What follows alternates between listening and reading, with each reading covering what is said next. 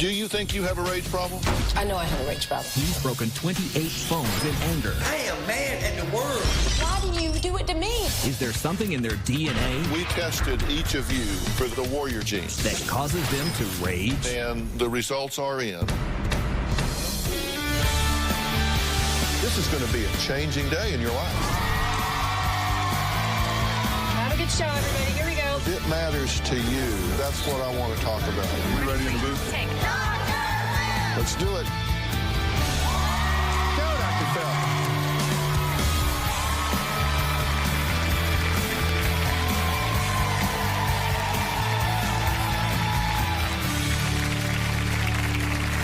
If you know anyone who gets so angry they lose control, you need to watch the show today. Maybe it's you. There is now a test you can take to find out if you are more likely to rage than someone else. Now, some scientists say that 1/3 of all men have it in their DNA. Now, National Geographic's Explorer tested a few angry guys for what's been called the warrior gene. Take a look. Are some people born to be violent? A single gene has been directly associated with violent behavior. It's become known as the warrior gene, and it has already changed the outcome of a high-profile murder trial.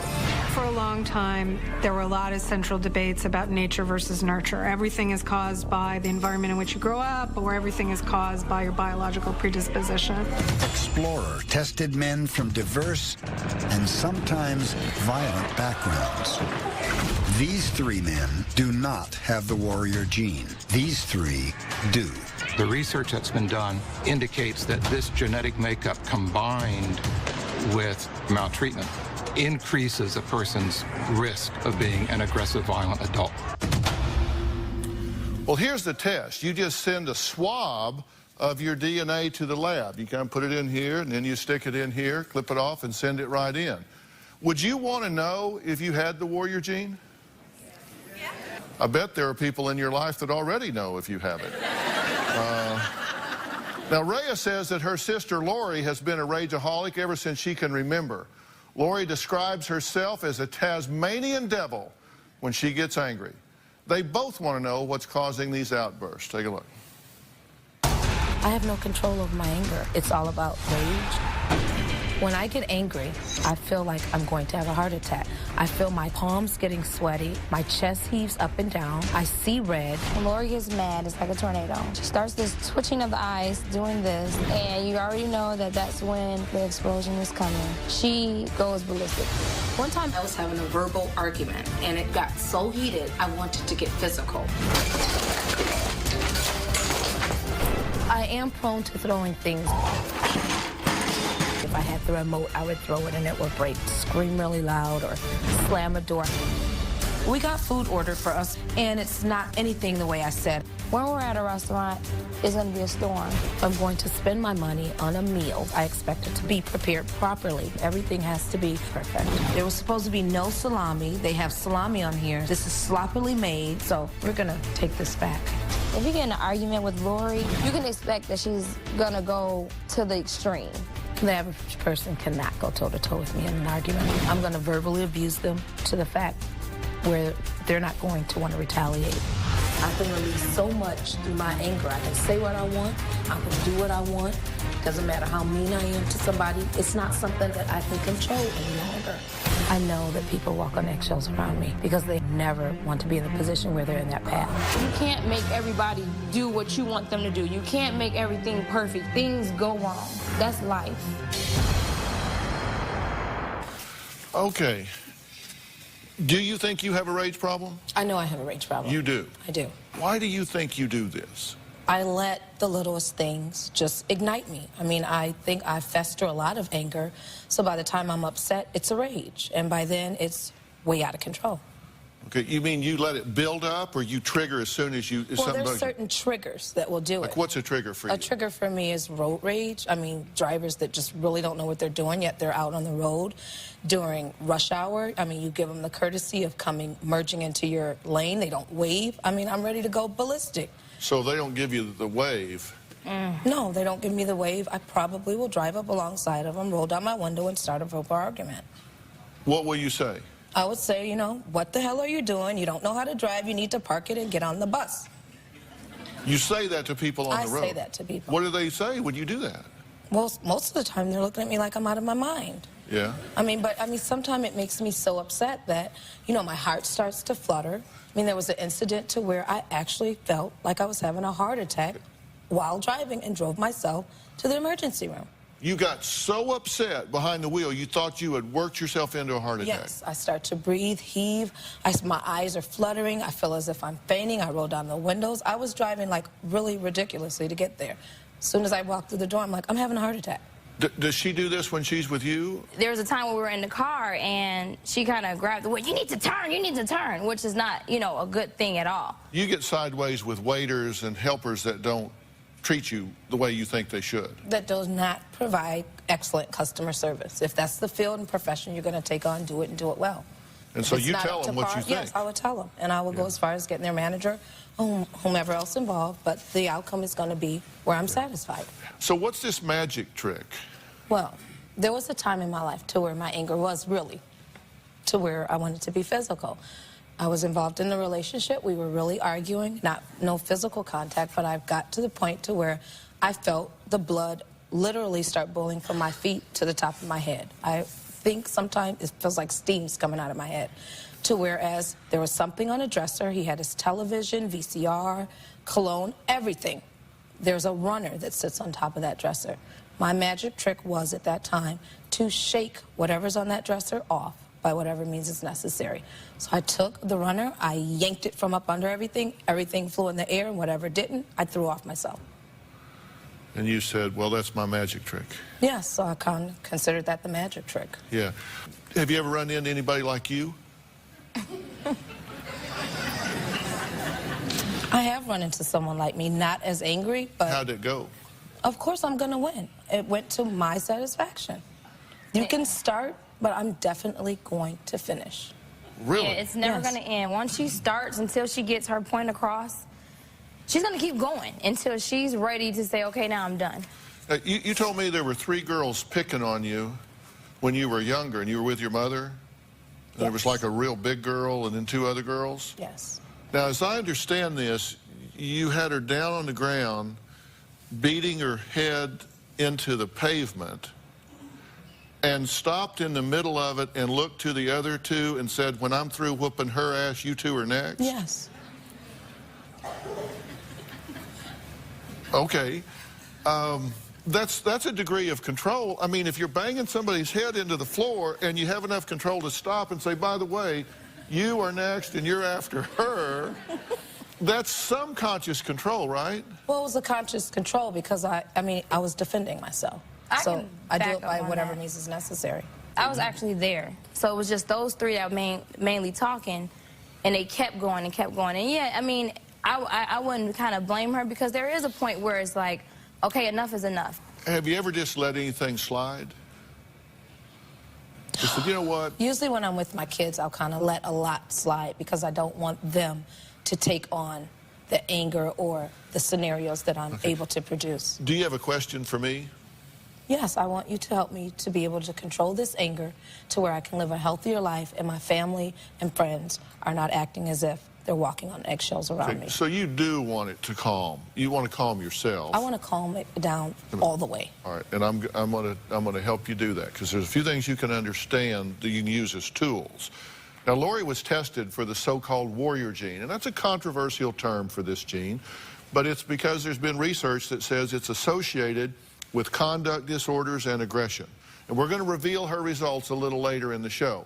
Now, next, I'm going to add an angry guy to all of this. We'll talk to him when we come back.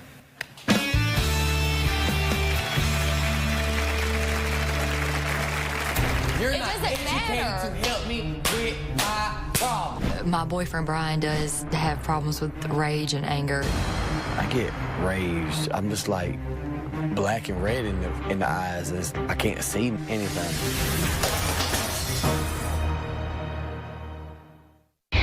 Tomorrow on an all-new Dr. Phil. Two sisters My sister hates my fiance. I don't trust Nick. ready to break apart. Do you expect to have the right to veto her choices for most? And two sisters She had an affair with my fiance. I was going to bed, and he came into my room. trying to reconcile. I'm the one that has to deal with that hurt. You want her to forgive you?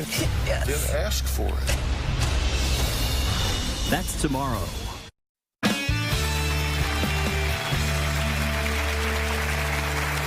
Well, we're talking with men and women who lose their temper, often frightening loved ones with their violent outbursts. I mean, think about it. It can be upsetting for those around. Now I want you to meet Lindsay, who says she is scared of her boyfriend's anger. Now, Brian has broken 28 phones in fits of rage. She's uncertain whether they should take their relationship to the next level.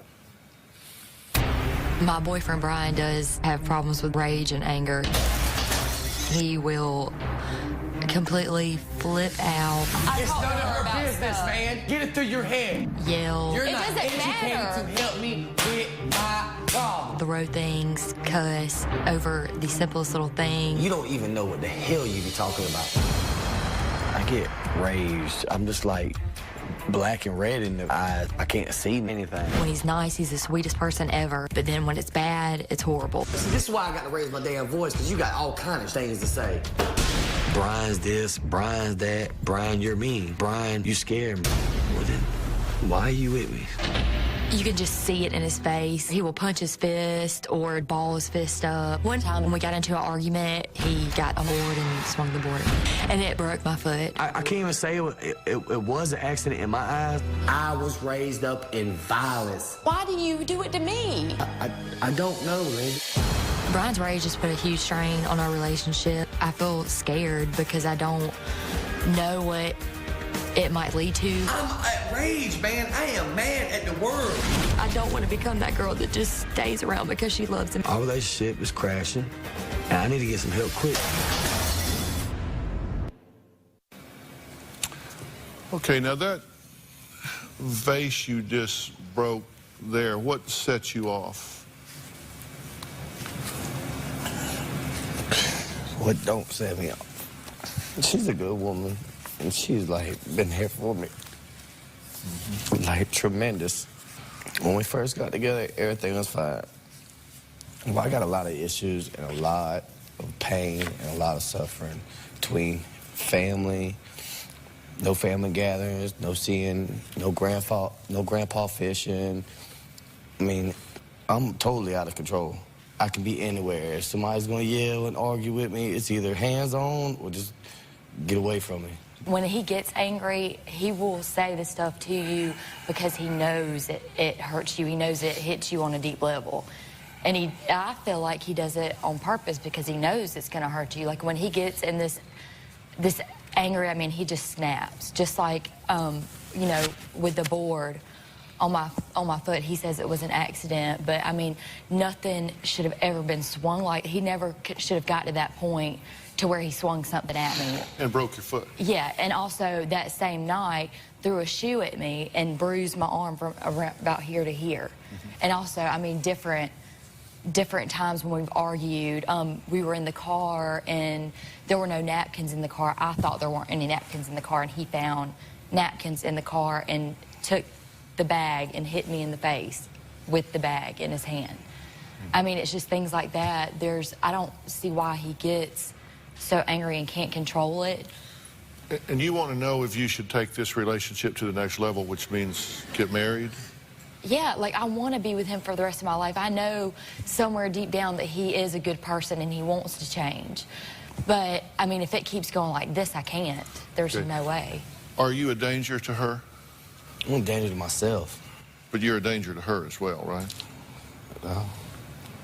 I mean, you got upset one night and you started throwing soda cans at the house, and one was thrown so hard it went completely through the wall. And one stuck in the wall. One stuck in the wall, went completely through. That's it. There were so many people out there that night. There were only 3 or 4 people out there. 3 or 4. You got Chucky, 2, Lori. Look, I don't care if we had bleachers set up. You know, that's that's not good. That's and you know that's not good. And what we want to do is, what you're doing And let me say, my gut level reaction is absolutely unequivocally no. You don't want to take this relationship to the next level as it is now. Yes. Okay? Clearly. Don't want to do that. But you got to give this guy a lot of credit because he got the courage to be here. You obviously want to change this. Yes, sir. You obviously do. And man, that to me is huge that you're willing to be here, be forthcoming about this, and say, how do I get this out of me? And you're not reacting to what happens in your life. This rage is coming from the inside out. But understand that to me, anger is nothing more than an outward manifestation of hurt, fear, or frustration. I mean, when people show anger, it's because they're either hurt or they're scared or they're really frustrated with not being able to make things happen the way they expect that they should happen. So anger's not really the problem. It's just kind of how the problem shows itself. And, you know, you put people in anger management, we call it anger management, but there's really a lot more to it than that. And what we have to do is help you identify those issues instead of just focusing on the topic. And we're going to start that today, okay?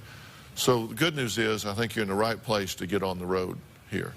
And don't you write him off at this point, because, I mean, he's here and we're going to work on this, okay?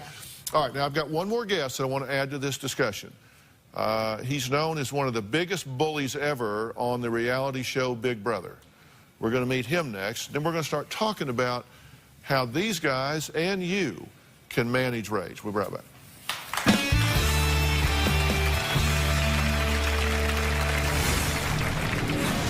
One time the city bus cut me off in Hollywood, and I basically pulled in front of the bus, got out of the car, and I actually sucker punched the window. When somebody, crosses the line with me, I'll make you fear me and your feelings will be very hurt.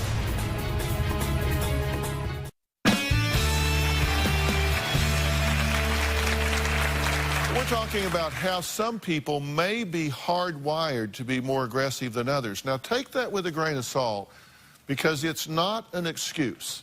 And when you talk about genetics, what that does in most cases is tell you who can be a certain way, not necessarily who will be a certain way.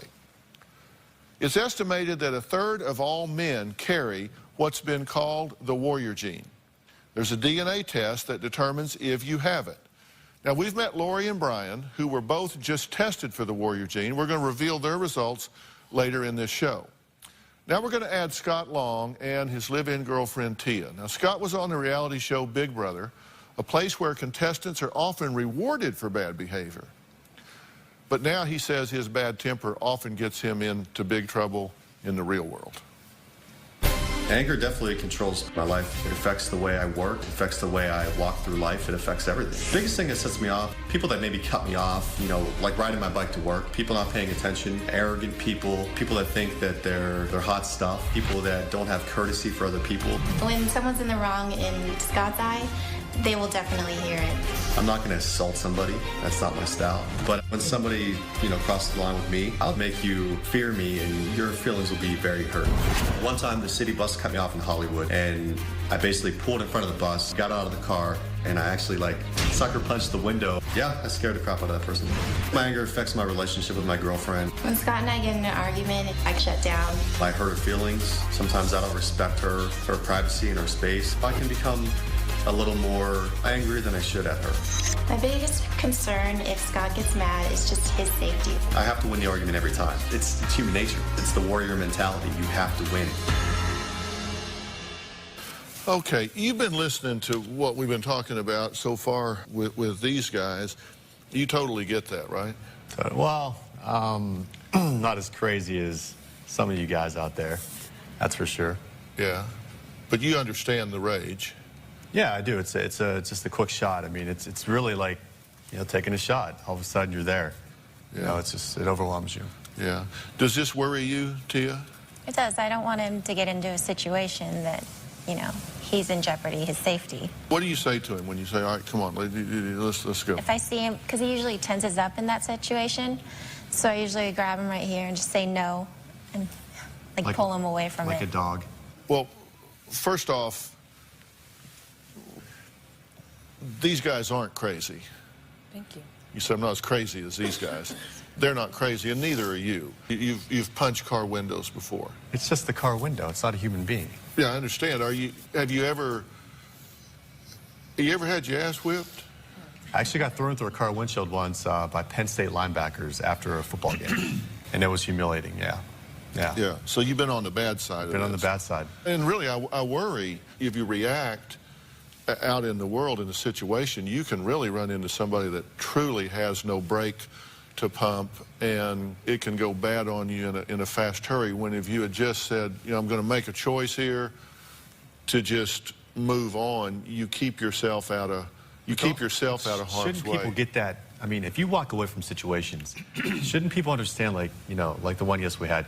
You guys have to understand that they need to know what they just did. If you don't approach it, then you're bottling it in. Yeah, but who puts you in charge of educating the world? I mean, they need to know. This person, I need to school this person on cutting me off or whatever. I mean, because you don't know what happened to them. I mean, they just may be leaving the funeral home where their mother died. They might be racing to work, or they could be somebody that just barely has enough intelligence to start the car, and they're making their way. We don't know who's on the other end of it. And I'm not a mind reader either. So, yeah. I mean, this is just nature, day to day, the warrior gene. I mean, this is our nature. This is a part of every single one of these people in this audience. Not just me, not just him or her. It's everybody. Yeah. You've been in a lot of bar fights, right? I've been in a few. What were you educating them about? That is the first time that I'm not going to answer. Yeah. So I don't know. Yeah, of course. And do you want to change this? I think I have a problem during the moment of rage. Like, if you were to get in my face right now, I would get in your face too, and I'm sure there'd be a moment of rage. I want to know how to basically step back and portray it differently. What do I do? There's a difference between assertiveness and aggressiveness. Aggressiveness protects your rights, but it can hurt somebody else's rights. Assertiveness protects your rights, and it's not necessarily at the expense of someone else. And then there's a difference between that. I played college football too, and I understood that there were times that violence paid off and that you had to go into protective mode really, really fast. But I don't really use those skills at the grocery store, you know. You never push into somebody? When somebody jams you, and so, you know, that's, you know, I mean, that's not really the best fit. All right. Now, next, we're going to find out how a rager can really get this anger under control. We're going to talk about the gene. We're going to talk about, all right, what do you do before this backlash is on you in a bad way? We'll be right back.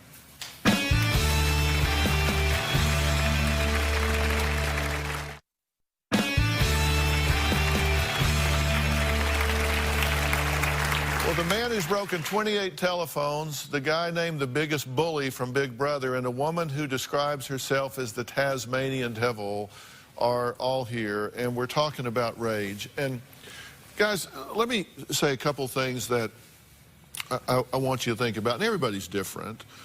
You each have a different set of circumstances and a different level of rage. Brian, you in fact say you actually black out some. I don't even know what I'd be doing. It can happen, and you don't even remember what took place, and that's a, you know, that's a whole level of anger that you two don't experience. You know what you're doing when you're doing it at the time. But one thing that I think is a common denominator for all people that, you know, whether it's road rage or whatever, is what upsets you is your expectations are violated. Okay, you think about that. You have an expectation of how the world is supposed to work, and when that's violated, then you have a reaction to it, right? I mean, you get on the road and you say, these people, they're idiotic. They're supposed to, it's rush hour, come on. We should all be 6 inches apart, flowing 55 miles an hour. We should move like caterpillars, like they do on those commercials on TV. And if that doesn't happen, then you get upset, right?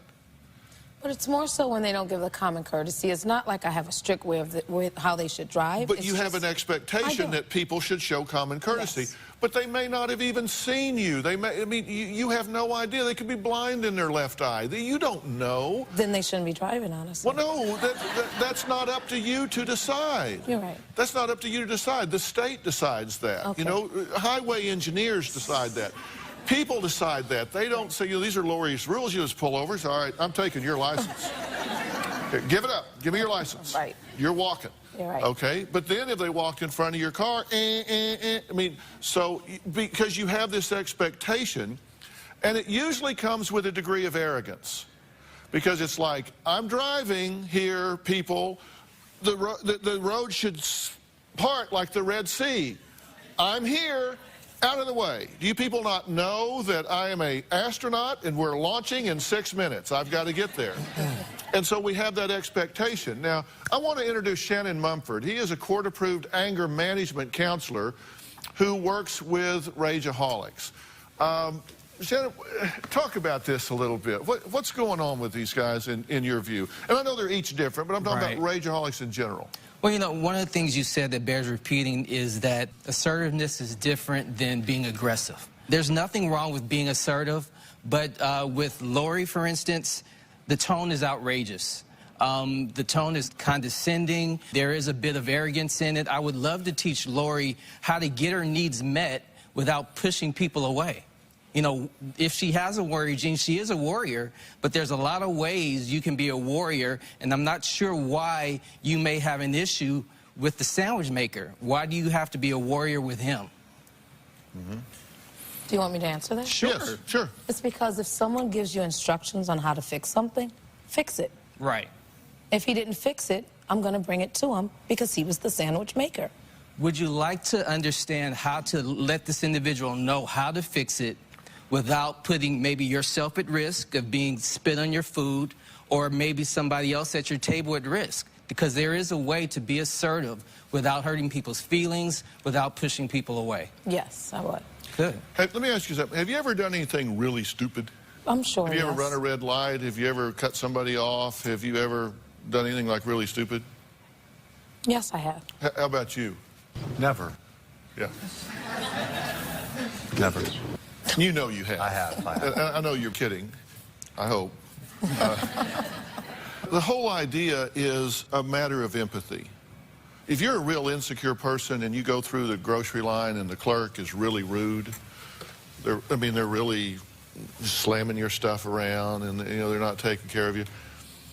If you're real insecure, you're going to personalize that. You're going to feel the need to choose that battle and make a fight right here, right now. By God, you cannot treat me that way, because if you do, it makes me believe what I secretly believe anyway, which is that I don't count. If, on the other hand, you're very safe and secure with who you are and somebody does that, you're much more likely to say, wow, they must be having a really bad day. They must be really in a lot of pain.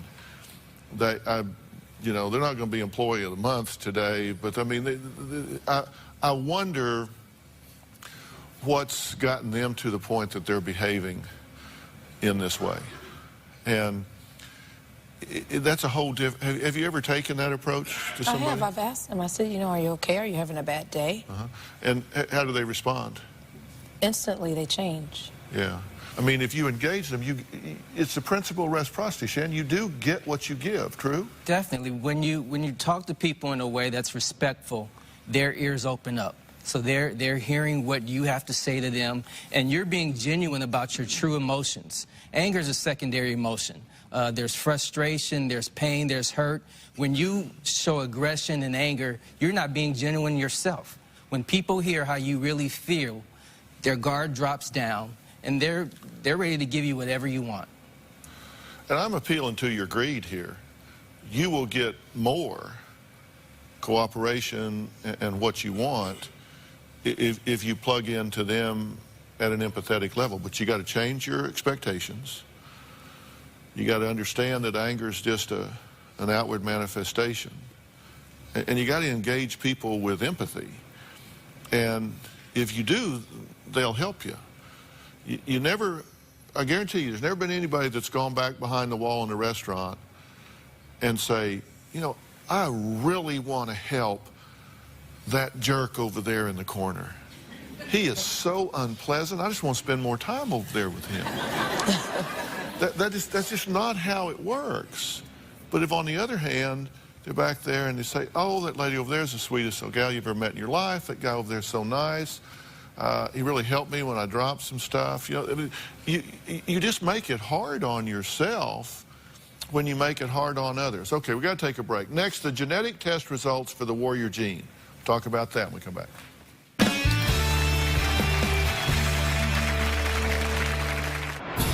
Growing up in East Los Angeles, twin brothers Hector and Gilbert Verdugo were the toughest kids on the block.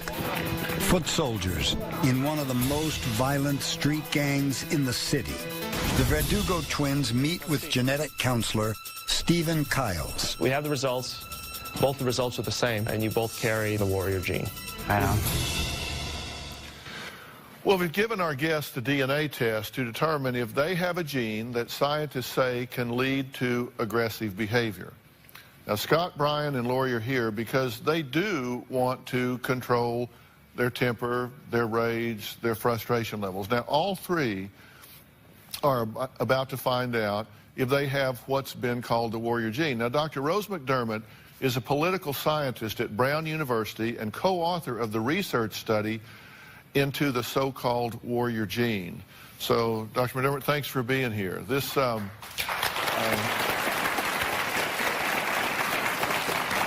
us what the warrior gene means and what it amounts to here. Well, the warrior gene is an expression for a gene that's called monoamine oxidase A, which is a variant on that gene. People may be familiar with it because in the old days, MAO inhibitors were used as antidepressants. So that's where people may have heard of it. And in the work that we've done, we've explored the relationship between this gene and having bad environmental effects, especially traumatic events in childhood, making it more likely that people will engage in physical aggression as an adult. Women don't have this as often as men? Well, women have 2 copies of the gene and men only have 1 because it's an X-linked one, so it's just rarer because you would need to have 2 copies of it in women, whereas men would have the effect with only 1 copy. With only 1 copy. That's right. So we tested each of you for the warrior gene. Do you think you have the warrior gene? I want to hope that I do. Yeah. So you're going to be positive. Do you think you have it? Scott already took my line for me. Yeah. You think it would be a good thing? Yeah. Because you think warrior sounds macho. You won't have to, that sounds good. You just won't have to look so hard into something to find out what is troubling me. Because I think what's troubling me is loneliness, depression, sadness, bad childhood. I can just keep going and going and going. But one of the things we know, and if I paraphrase your research wrong, please straighten me out, but there's an interactive effect between the gene and childhood trauma or things that kind of potentiate this showing itself in a conduct disorder or in rage. Is that right? Yeah, the way I think of it is like the genes give you the loaded pistol and the environment is what pulls the trigger. You need both of those things to have the gun shoot. Yeah. And do you think you have it? It is more rare in women, of course. I'm not sure. I mean, there has been things that has happened in my life, so I can see where the anger has manifested. But I would probably have to say no. I don't think so. Okay. Well, we did test you, and the results are in, and you do have the warrior gene. Oh, okay. You do have the warrior gene, even though it's more rare in women. What's your reaction? What do you think about that? I mean, that's an answer for me. I mean, it helps me understand why I get as angry as I do or how I explode a lot. So, I mean, it is a relief that there's something linked to this anger, and it's not just brought on like because I want to do it. Well, and I want to explain that here in just a minute. Brian, you too have the gene. You have the warrior gene as well. Thought? Speechless. Don't too much to say, but I know I got a disease I got to control. Yeah. Well, I'm going to explain that in a minute, too. You have it as well. Yes. It explains everything. Yeah. Okay, I wish it did. No, I know. Explain everything. And I know you're being sarcastic about it, but I want all three of you to know, and Dr. McDermott can add to this as well. When you have a gene and you have the trigger from the environment, that means that you're more likely, perhaps more susceptible to having that kind of expression in your life. It doesn't mean that you have to. It doesn't mean that you can't control it. But it might sensitize you to the fact that you might be a bit more reactive than other people. So is that a fair characterization of your findings? Yeah, I think it's also related to impulse control. So in a lot of the work, it's that instead of going from 0 to 60 in 5, you go from 0 to 60 in 0. You know, that you have the reaction before you really have the time to think about it, that other people might be able to, you know, take a time out, take a deep breath, count till 10, and there's less of that margin there. So, you know, when you touch a hot stove and your hand comes back before you even have the thought, it's sort of like that. You're punching someone before you have the thought that you're angry. Okay. But you agree that you can stretch that time out. You can learn impulse control. You can learn to do this. Because I don't want to suggest to anybody here or there that having this gene is an excuse to run wild in your life. It just means that you're on maybe a slipperier slope than somebody else. Coming up, we're going to tell you how to get the Warrior Gene DNA test for yourself, and later a quiz you can take right now to see if you're prone to rage. We'll be right back.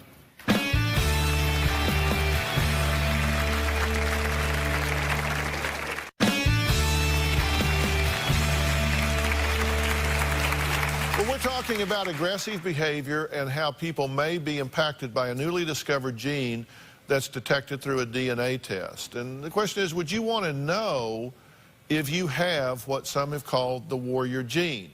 Would you want to test somebody you know for the gene to see if they have it? Well, if you do, there's a kit you can get, and we have a link for the Warrior Gene DNA test on drphil.com. Brian, what do you think about this? You said it gives you some answers. I feel better because my whole life, I mean, I already knew something was wrong with me. I mean, I can tell you how to break a phone. I can tell you how to break a flip phone, a slide phone. I mean, flip phone, you just open, bend, it's gone. Slide phone, just slide, tear. Touch screen, you got concrete for that, or a window when you're driving. Yeah, well, that's a good skill but it helps you, but it makes me feel better now. It really does, because now I ain't got to think in my head so much what's bothering me. Right. I got a question now. Is this now an excuse? Because I'm going to use this as an excuse. I'm going to go to work and be like, hey, I got the warrior gene. It's cool. Yeah, well, here's the thing. You can have the warrior gene and be a complete pussycat. Yes. And the thing that listen, this is information, okay? It's information to know that you are more susceptible, that you're more at risk for, or that you're kind of predisposed. You know, it's kind of like somebody that's real fair-skinned. They go out in the sun, they might burn more readily than somebody else. But that doesn't mean that they have to go through life sunburn. They take precautions to protect against that. This is not an excuse, this is not an excuse to go out and rage against people and say, hey, genetics, can't help myself.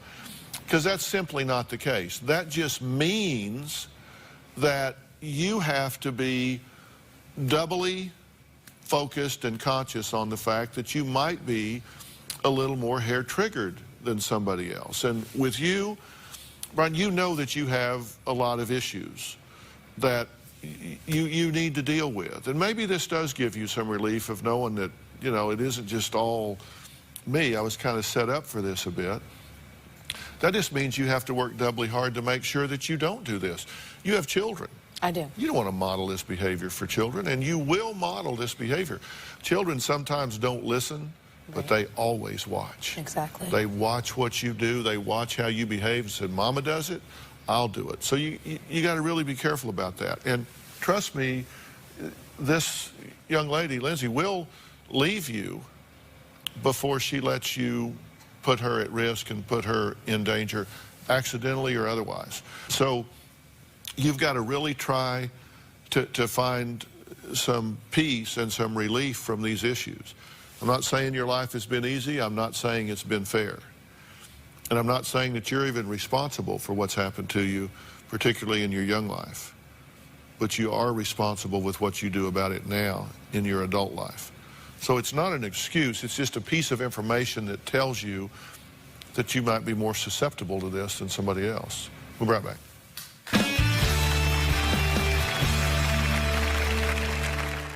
Well, I want to thank all of our guests today, especially Dr. Rose McDermott and anger management counselor Shannon Munford. And I want to thank Family Tree DNA, the testing company that helped us with all of our DNA tests today. And Dr. McDermott and I were just talking about how important it is that all of y'all not think about this as an excuse. This is not an excuse to behave a certain way. It's just a piece of information that tells you that maybe you've got a little steeper hill to climb in controlling yourself than other people, or that you're a little bit more at risk. And Shannon, thank you so much for your input on this. I think we've made some important points for people today. Go to drphil.com. You can find a link to order your own Warrior Gene DNA. We'll also have a link on drphil.com for a National Geographic Channel's quiz to see if you are prone to rage. You can watch the show Explorer on National Geographic Channel. Thanks for being here. So long. Jen, thanks so much. I really appreciate that. Thanks, John.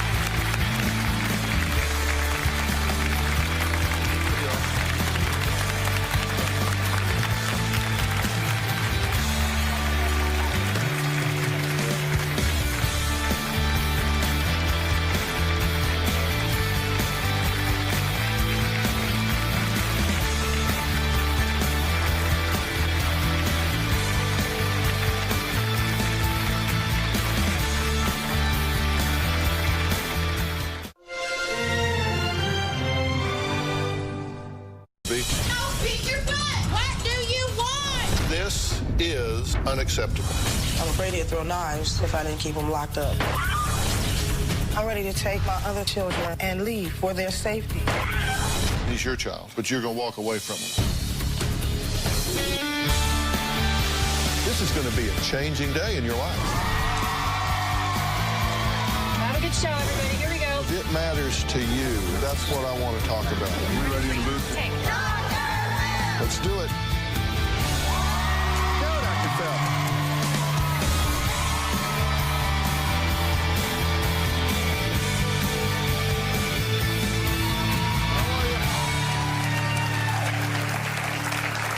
Take a look at this family.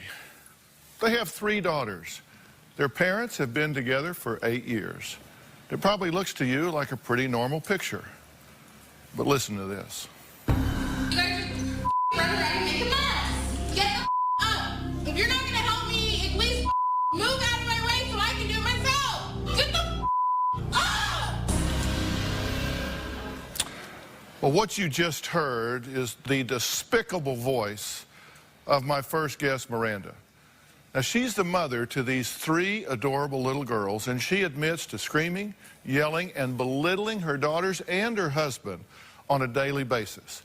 She says that anything can set her off. I swear to God, I'll beat your butt. When I get mad, I get explosive. Now! I run around the house yelling and screaming at everyone. Leave the window alone. You're gonna fall out. Most of my anger is directed towards my children as well as my husband. I yell and scream at my kids because it just seems that they won't listen to me if I talk to them in a normal voice. Go to your room. This is not a time for jokes. I scream at my children to clean up their room, pick up their toys, make their beds, get out from in front of the TV. I'm sick of doing this all by myself. My 3-year-old gets the worst of my anger. What do you want? There is no more bread. I have to go to the store. She's very needy, so I do yell at my daughter to stop being a baby, stop whining, stop crying. I'm sick of hearing you whine. I do swear in front of my children. The word, damn it. You don't stop, you're not getting any treats. Bust my ass every day to keep it clean, and you guys just run around and make a mess. My 5-year-old daughter will say, "Mommy, please don't yell at me." Go. Go. You need to go take a nap. My little daughter, sometimes I look and she's scared. When my husband asks me to stop screaming at our children, I shrug him off or I will yell at him that it's none of his business. I'm scared when Miranda. That's stupid! You lace of shame! Go to your room! I feel incredibly guilty when I yell at my children. I feel like a terrible mom, but I'm not physically abusive. I'm not afraid that my children can be taken away from me because my children's needs physically and emotionally are met. It's gonna take 5 minutes! It's not gonna kill you away!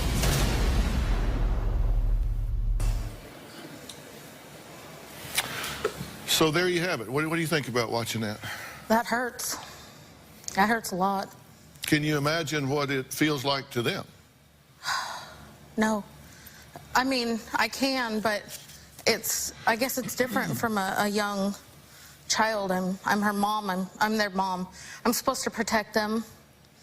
I'm supposed to be their guidance, and the whole time I'm yelling and screaming at them, I just can't imagine how they feel. You know, come on. Let me say what everybody's thinking here. That is absolutely disgusting. That is absolutely disgusting. And my question for you is, who in the hell do you think you are? What, seriously, has common sense just gone out the window? Are you telling me you don't have sense enough to know that that is unacceptable behavior? I do know that it's unacceptable, and that's why I'm here. I need your help. My kids don't deserve that. You didn't have to come here to know that's not okay. You didn't have to come see me to know that that is not okay for you to do with your children. I didn't, but I did have to come to see you to get help because I don't know what to do. I don't know how to change my behavior. You don't, well, I'll talk about that in a minute. But first, let me talk about this tape. I want to be very clear. We did not shoot that tape. No. My 7-year-old We did not come to your house and shoot that tape because there is not a staff member on my staff that would have allowed that to go on. They would have put down the camera and stopped what was going on if they had to call the police or turn the hose on you. We would not have allowed that. So your 7-year-old daughter shot that tape. Your 7-year-old daughter. She did. And you knew you were being taped. A lot of the time I didn't. She would just come up and behind me. So you didn't, that tape is not something you created to get our attention. That tape is not a lowlights of your life. That is just a typical day in the life, moment in the day of what went on. It is. Because I want to be very clear about why you submitted that tape. Because I don't know what else to do. Okay. Now, I want you to listen to what your children hear in a typical week. Take a listen.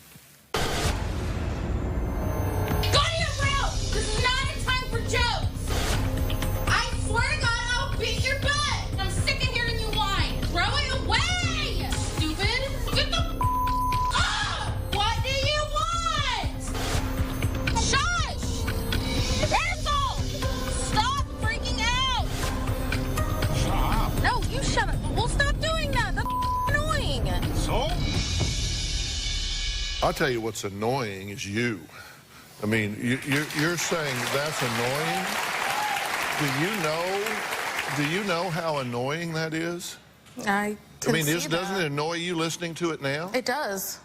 Okay, I'm still looking for the common sense element here. Now, first off, you said, I'm not concerned that my children be taken away from me because I don't physically abuse them and they're protected and taken care of. They are. Their physical needs are met. There's elements to this that aren't seen. My children and I love each other. We have a... Okay, why aren't those elements being seen? I'm not sure. I guess they just weren't captured. Well, tell us about them now, because listen, I want you to have, if you came here to defend this, if you came here to contextualize it instead of get help, then have at it. Set us straight. Put all this in balance for us and tell us why it's okay. It's not okay. Well, it's apparently absolutely it is. not okay. You say that you actually love them and that they're not abused emotionally. If I didn't love them, Dr. Phil, I wouldn't be here. I need to change for them. Something's missing. I don't get it. I'm sorry, I don't get it, because you're intelligent enough to know that that's not okay, correct? Mm-hmm. Okay, and you say you just can't control it. Look at the faces of your children here. Turn around and look at them. I want you to see them up close. That's the lot they drew in life. Now, you say that you can't control this anger and this rage, right? That's what you're telling me? It's true. Didn't you also tell me that when you go to work, everybody thinks you're just a peach? It's true. Everybody thinks you're just a peach. Everybody thinks that you're sweet and loving and caring and adorable, right? No one other than immediate family and a few close friends know how I am at home. Okay, so you do know how to control it. You know how to switch it off. I guess I do. Because you don't do it when you can't get away with it. Because you are a coward and a bully. So you do it at home where nobody can fight back. At work, somebody could stand up and slap your face for you. Somebody could fire you. Somebody could unleash back on you. So you have the control. You just don't exercise it because at home you can get away with it because you're the big bull in the ring, right? I guess so. You guess so. Why do you do it at home but not at work? Why not do it at work? Why not do it with me right now? Well, I mean, what you're saying is true. I could get fired. I could lose my job. I could. So you have a motive to control it, right? Because you knew if you went off like that on a coworker, that you would have a problem, right? Correct. So we know you can control it, you just don't. Correct. True? So we're making progress here?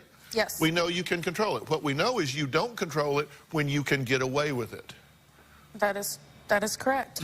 And that's what bullies do. Bullies bully people that they can get away with it. And so, their little girl, they can't fight back, can they? They can't. They're afraid of me. Yeah, so you've got a big bluff in on them. You've got the power, you've got control, and power corrupts, and absolute power corrupts absolutely. And you have absolute power, so you are corrupt in that home. Absolutely. You say your daughter gets yelled at probably 60% of the time because she's home all day and is always whining and crying. I know it's not an excuse, but she is not in school, and she does get a good percent of it because she's very clingy, always getting into things. She climbs on the counters, and I'm constantly running behind her, picking up after her, and... I'm shocked she's not a slobbering fool, getting browbeaten like that all the time. I want to be clear. We are agreeing that this is unacceptable. Absolutely. You're not defending it. No, not at all. I wouldn't come and show the whole world what a terrible mother I am if I didn't want to change. So how do you, what goes through your mind that you give yourself permission to do this? And don't tell me you don't, because you do. No, I do. You don't give yourself permission at work or at church. You didn't do it on my staff, but you do it at home. I guess I really don't know how to answer that. I think that there's no accountability at home. I mean, there's no one there. My husband, but I do the same thing to him. Well, there's something I want Miranda to hear when we come back.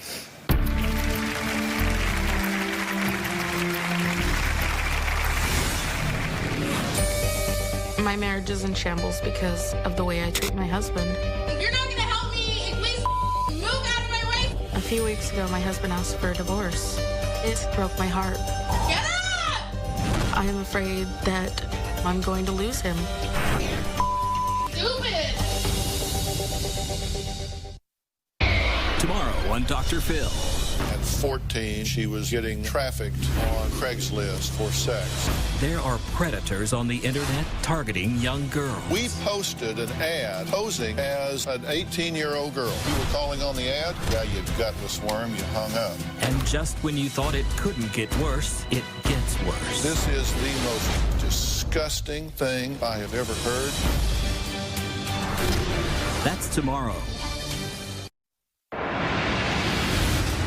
I love my children dearly and want absolutely nothing but the best for them. What do you want? There is a lot of love and affection in my home. Get up! You guys just run around and make a mess. But I hate the fact that I yell at them. Stop! I take really good care of my children. Yes! Stop freaking out! Get out! I don't want to lose my children. They're my life. I would do anything for them. I would move heaven and earth to be with my children. I just don't know what to do. Well, that was Miranda, who says she has a serious anger issue. She takes it out on her children and her husband. The question is, why? What are you so angry about? I really don't have a reason to be angry. I have a loving husband who's very supportive and three just amazing daughters. My children are so special and beautiful, and there's really no excuse for this. I don't know why. You have no idea, you have no theory about this whatsoever. I know that that's kind of the chaos that I grew up in. I grew up in a very chaotic... Well, then you should know better. I should, and I always told myself I would never do this to my children. I would never treat my children the way I was treated. Yeah, well, when somebody it just keeps pounding and pounding and pounding, then it just becomes overwhelming. So I've set up an experience for you here, because I want you to hear what I believe they hear. So take a look, take a listen. I swear to God, I'll beat your butt. What do you want? What do you want?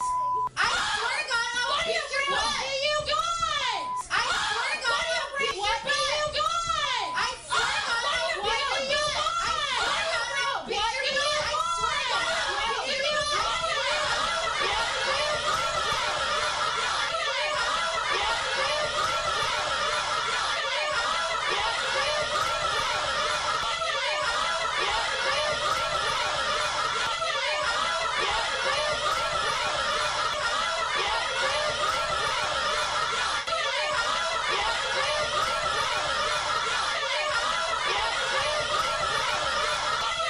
Put these headphones on for me.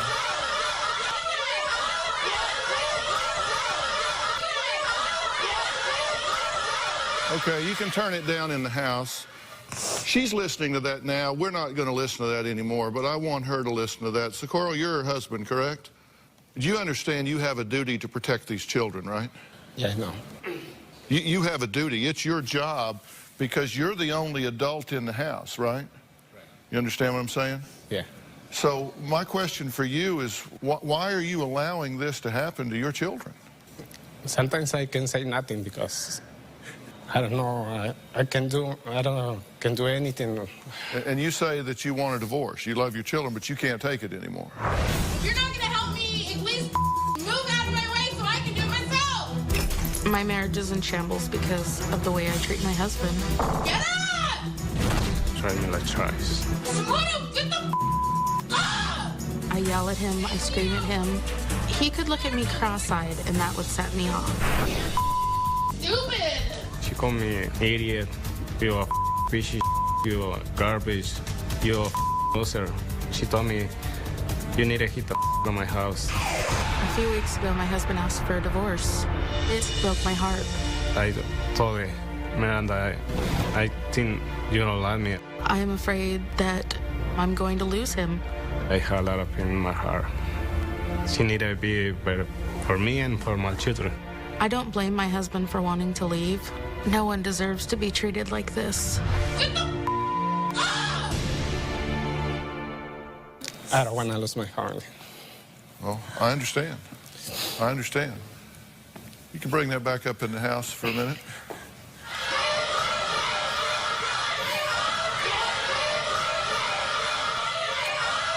Okay. Let's go have a seat. So that's their experience. So what do you think about that? It's terrible. You can imagine that's what it's like for them. Yes. Do you have some expectation that children of this age are supposed to be completely compliant, organized, well-mannered, punctual? No, of course not. Well, you're screaming, I'm going to beat your butt, get up here, get up there, stop what you're doing. Apparently, they're violating your expectations. That's what it looks like, yeah. I mean, I didn't think about it like that. I guess at the time it just seems easier just to start yelling and screaming. That's the only thing I can think of is... So how do you feel about yourself?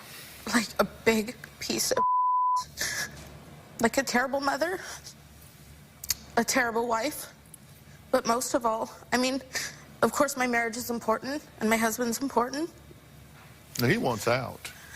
I know. I mean, he wants out. He wants to get away from you. And then, of course, that means, well, I guess he's going to take the kids. He would. But obviously can't leave them with you. You know, I'm still looking for the common sense factor here. You can't tell me you don't know better. I do You know can't better. tell me you don't know how to tell yourself to shut up. I can't control it. But we know that you can because you control it when you're away from home.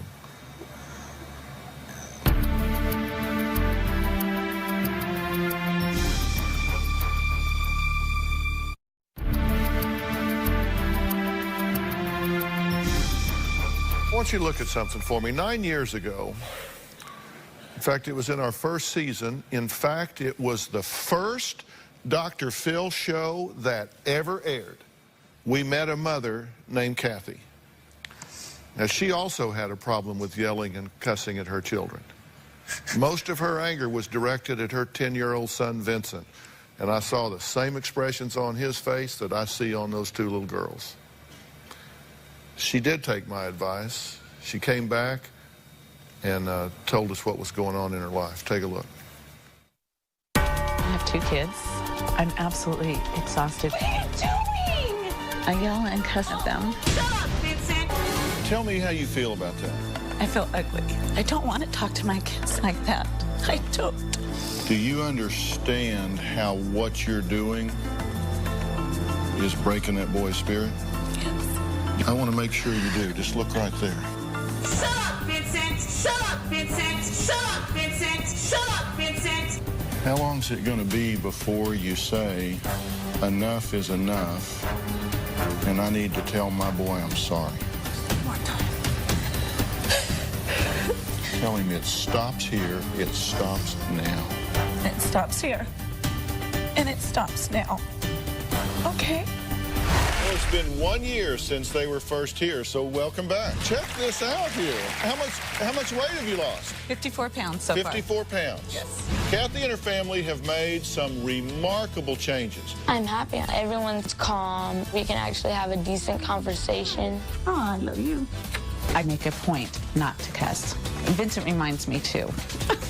I've caught her 2 times cussing, but I told her not to, and she never did it again. So is Mom behaving well? Oh, she's great. I've said before that what I try to do here is give people a wake-up call and point them in a direction and say, here are the tools. You're here for a while, but then you go home and it's you every day making the choices. What do you think about that? That's what I want. I'm here to change. I am not going to be screaming at my children. I am going to do whatever it takes to change for my children. They don't deserve that. I know they don't deserve that. No one deserves that. Well, then you have to step up. You've got to step up here and do some things differently. And believe me, it starts with you. It doesn't start with your children. It doesn't start with your husband. It doesn't start with a marriage. It all starts with you. Yeah, because it's not their fault. It's my fault. I need to change for me before, and then I mean, at the same time, but I need to do this for all of us. If I tell you my 1, fault. 2, 3, put the dots close together, exactly what you need to do to change this, you're telling me you'll do it. Absolutely. Number 1, you need to decide that you are going to hold yourself to a higher standard. You need to decide that this is not who I am designed to be. I did not go through my childhood. I did not go through my adolescence. I did not get married with this dream for me as a wife and a mother and a woman. You've got to decide that you are going to hold yourself to a higher standard. Okay. Okay? That you can forget about your husband. He may leave, he may not. I don't know. I'm not concerned with that right now. I'm concerned with you saying, I will not accept this from me anymore. That you will not take it from you anymore. Your self-worth and self-esteem is on the floor. Would you agree? Absolutely. All right, so number two, you have to get yourself evaluated. There's something not right. I don't know if you are hormonally out of balance or you're neurologically out of balance. I know that you are overweight, you are obese. I mean, when Kathy came back after being gone a year, she came back and had lost either 54 or 74 pounds. I don't know what it was, because she decided, I'm going to require more of myself mentally, physically, emotionally, spiritually, in every possible way. So number two, you've got to get evaluated. Okay. We've got to find out what's going on with you inside. And then number three, you have to get yourself in shape. Okay. I mean, you cannot be in this kind of shape and not be a bad role model for your children. You got to lose weight, you got to get in shape, you got to get yourself straightened up internally. I understand. Okay? Then you need to get yourself into some serious anger management, because you have an arrogance and an expectation that is beyond all reason. You've got to learn how, when you start feeling what you feel in the early stages of anger, that it becomes a cue for coping instead of a cue for meltdown. And to do that, you're going to have to go through some training. You're going to need some biofeedback training. You're going to need some cognitive therapy. You need some help because your compass is off. I will do whatever it takes. So you're going to have to do all of that. And I will. And I will make those things available to you. I will make every one of those experiences available to you. And I expect you to show up. I expect you to be leaning forward, motivated, hardworking, and getting this done. Absolutely. Now, my advisory board is going to evaluate this tape, and there's going to be a decision made whether this is a reportable offense or not. I don't know. CPS may watch this show and make a determination that what you're doing is abusive. And in the event that that is a possibility, I suggest that you start doing these things right now. As soon as I get home. Because you're going to need anger management, you're going to need parenting classes, all of these things are going to have to happen. Because I do not believe you are equipped to be the mother that you need to be at this point. Are you hearing what I'm telling her? Are you following everything I'm saying? Okay, and I'm sorry that I don't speak your language. I would, and I would tell you more, and that's my deficiency, not yours. But you have to protect those children. If you have to put them in the car and drive away, you have to protect those children. I will. That's your job. So you're going to do this. Absolutely. And we're going to monitor this situation very, very closely. Yes, and that's what I want. Well, that's what you got. So I'm going to give you the help that you want. I hope I've given you a wake-up call. This stops today. It stops now, immediately.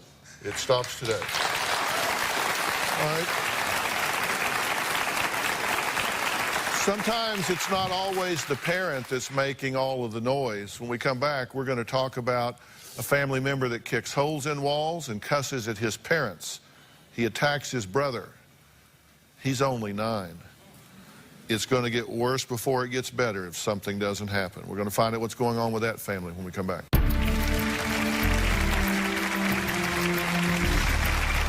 My 9-year-old son, Devontae, is extremely violent. He terrorizes the entire house.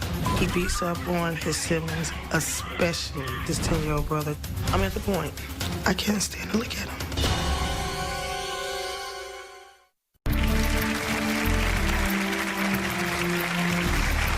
Well, we're talking about what happens when family members attack. That's what I said, family members that turn on each other and inflict pain mentally, emotionally, physically. 53 out of every 100 children abuse a brother or sister.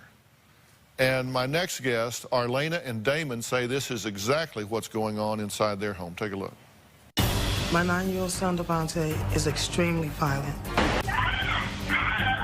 He terrorizes the entire house. Devontae is obnoxious, aggressive, cusses at us, and he's just out of control. Devontae told me when he gets older, I'm gonna whoop your ass. And I was like, whoa, little kid telling me this, and it's my own son. He beats up on his siblings, especially his 10-year-old brother, Damon Jr. He hits, kicks, and throws him around. Devontae gets into angry rages. He throws things. He throws toys. I'm afraid he'd throw knives if I didn't keep him locked up. I'm afraid for my safety sometimes. Devontae has pretty much turned my house upside down. Devontae loves to curse. His favorite phrase is, "This is." The other day, Devontae punched a hole in the wall, and he said it was an accident, but we know there's more to that. We had to put a lock on our 13-year-old daughter's door because he was tearing our room apart. None of the other children want to be around him. They're afraid of him. I've already checked out mentally. I just need to check out physically. I'm at the point where I can't stand inside of Devontae. I can't stand to look at him. I've had it. I want to leave. It's just too much. Okay, so you're ready to check out. Yes, I am. So tell me what that means. Are you going to leave and leave the family, the children, No. your husband behind? What are you going to do? I'm ready to take my other 3 children and leave for their safety. Leave him with his dad. What do you think about that? Well, just leave the problem with you and go. Well, if she decides to do that, then that's what I have to deal with. But I really don't want her to leave and take my other children because now I don't have my wife in my home and I don't have my other children with me. But I have to deal with him regardless because he's my child. And he's your child. Yes, he is. But you're going to walk away from him. I've done so much. I talked to Devontae. I've taken him to different counselors. And it's to the point a counselor said, I don't even want to see him because he was cursing her out. It seemed like nothing I do is right. And Damon feels that I'm not doing my job as a mother with him, and I have other children. I cannot devote all of my time to Devontae. So how does he behave when he's away from you two? He's perfectly fine. He's perfectly fine at school. He's an out-of-control, aggressive, physically attacking, assaulting hellion with you. Exactly. But when he's at school, he's fine. Yes, he is. Say perfectly fine. Perfectly fine. So what do you reckon that means? That there's something going on in the home that's causing Devontae to behave this way. What would you guess it might be? My guess is my husband, Damon. Damon yells all the time. Nothing is ever right. He's not one to give praise when the children do something good, but when they do something bad, he's the first one to jump up and start screaming. There's no physical abuse, but in my opinion, it's mental and emotional abuse going on between the children and also me. What do you think? I do admit that I do yell because I'm upset now because Devontae is always doing something in the home. I work in the evening, and when I call on my lunch break, I feel she comes to me and tells me that the things that Devontae does and everybody is in an uproar in the house. And I tell her, well, what are you doing? So now, to me, it's like a blame game. What are you doing? I don't feel that she's doing what she needs to be doing while I'm at work, or she's not putting her foot down hard enough, or being repetitive with him. So you think the problem's him, and you think the problem's her? Exactly. Right, we're in the middle of playing a blame game, and it's destroying our marriage. My husband blames me for Devontae's behavior. I think my wife is too lenient on Devontae. Excuse me, don't touch him. She has to be more aggressive. If we're trying to find out where Devontae learned his behavior, we don't have to look very far. It comes from his dad.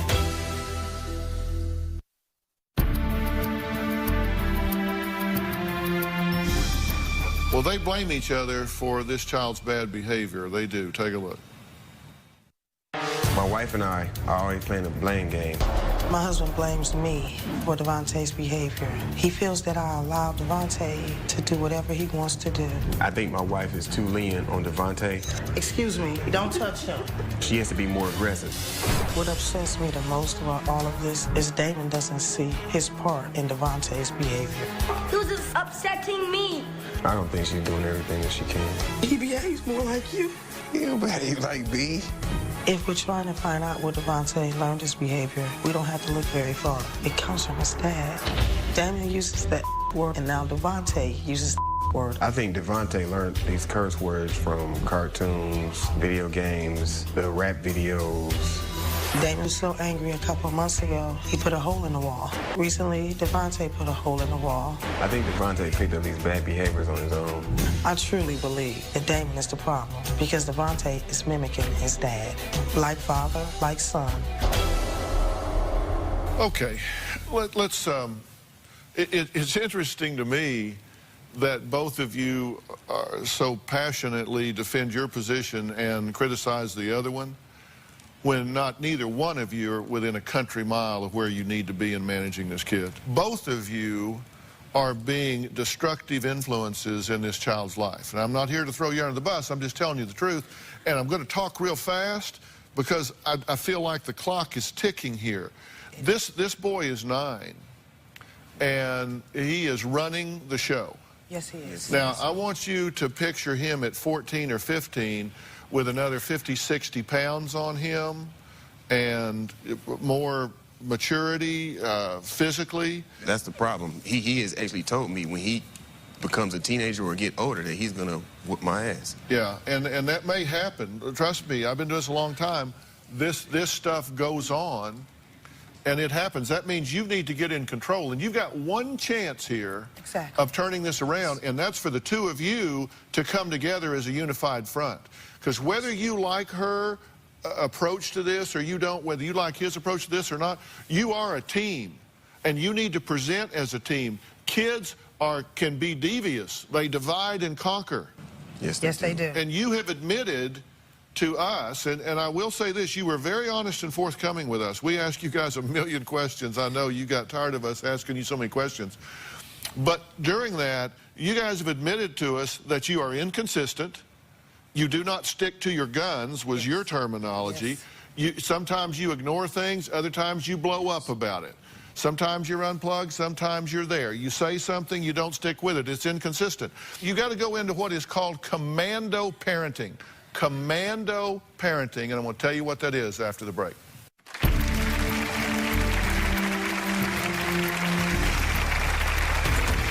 My brother Devontae, he fight me like every day. He's mean to me. He's like a bully.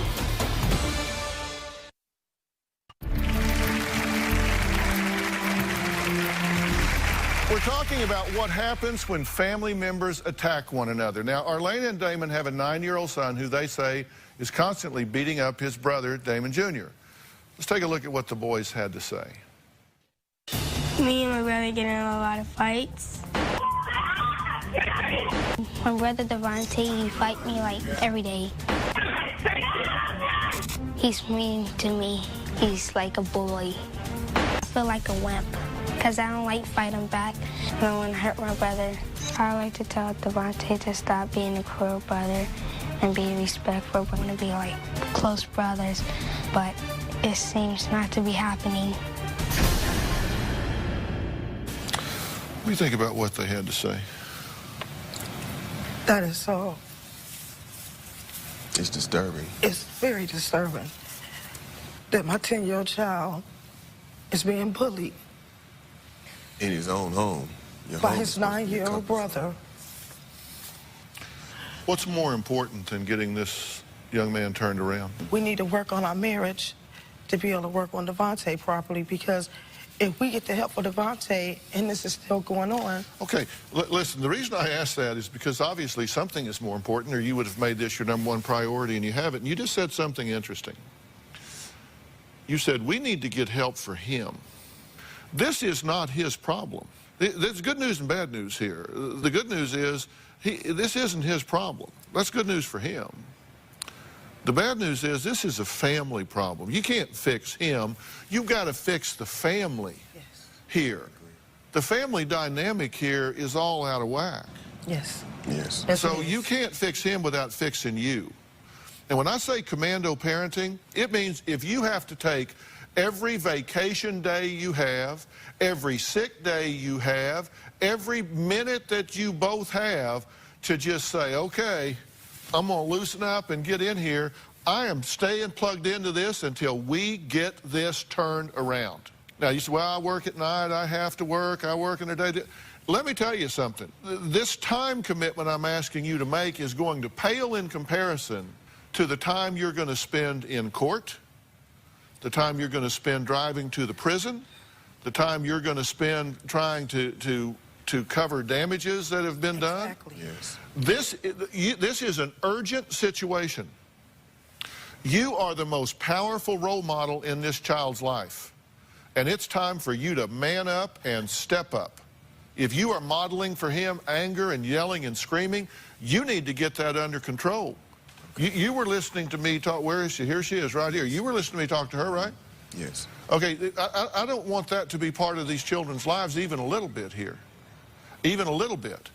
You guys are going to have to understand what it means to establish some boundaries in this young man's life. This is going to start stripped down. It's going to start with no free time. It's going to start with a high degree of structure, and privileges are earned.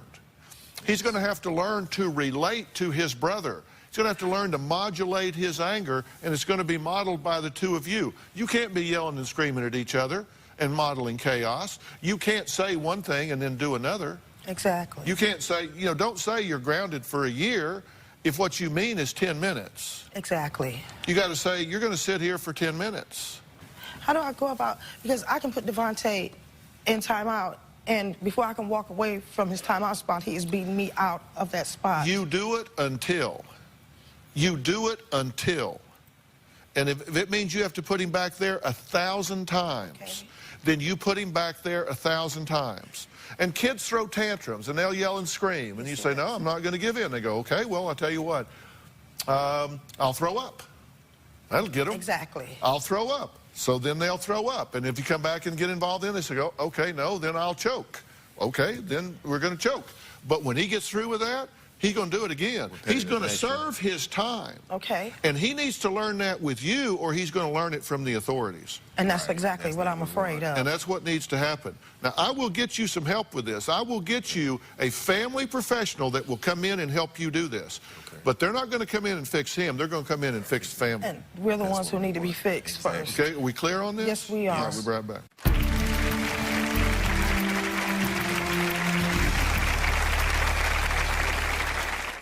I want to thank all of my guests today. And, you know, I talked early on about common sense. I mean, if you're home and you're having these anger outbursts, maybe not as bad as what you've seen here today, or your child is acting out, but not as bad as you see here today, understand this is on a continuum.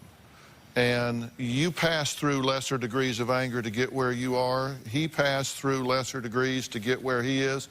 Early intervention is the key here. And I have great confidence and faith that you guys can do this. I really do. And I have confidence that your son really wants to do the right thing. Do you think he does? Yes, I do. And you said he's already shown some hope here, right? Yes, he has. How so? Once your crew came into our home, well, once they started calling, he realized, he's very intelligent, and he realized something was going on, that we were recording him. So he started acting better. And once the guys came to our home, he talked to them and told them that he didn't want to do this anymore. And we see him working really hard from the last few days with you guys coming into our home. Well, and that's a 9-year-old doing this on his own. Yes. So what we'll do is just move that crew there permanently, and we'll have everything fixed. For more advice on controlling your anger and commando parenting, go to drphil.com. Thanks for being here. So long.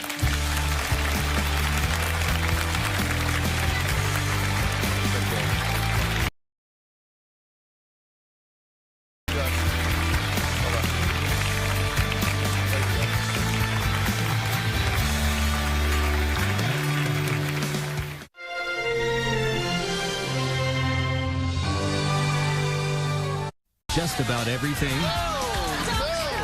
Men get hit by lightning more than women. So we are #1 at something. The surprising results. I'm the better driver. You test your driving skills around a tree. Just in case NASCAR calls, you'll be ready? This is going to be a changing day in your life. Have a good show, everybody. Here we go. It matters to you. That's what I want to talk about. Are we ready in the booth? Let's do it. Now, you've all heard the saying, anything men can do, women can do better, right? Well, that's what we're talking about today, actually. We have split our audience. Women on one side, let me hear it from you guys, and men on the other. We're going to be talking about driving, to cooking, to tolerating pain. There are those who say women do it better. In fact, some research says women even have better memories. So we asked comedian Kate Rigg to put that theory to the test this morning with our audience. Take a look at what happened. Okay, we're here with Derek and Melanie. I'm going to show you a few objects, and we're going to see which one of you remembers them better. Okay, you got 10 seconds. 6, 7, 8, 9, 10. Okay. What is in the bottom right-hand corner? I don't know. There are 2 black and white objects. What are they? One was a cat. I don't remember the other. What color's the pen? I don't remember. One object is green. What is it? It's a check mark. It's in the bottom right-hand corner. Magnifying glass. Blue.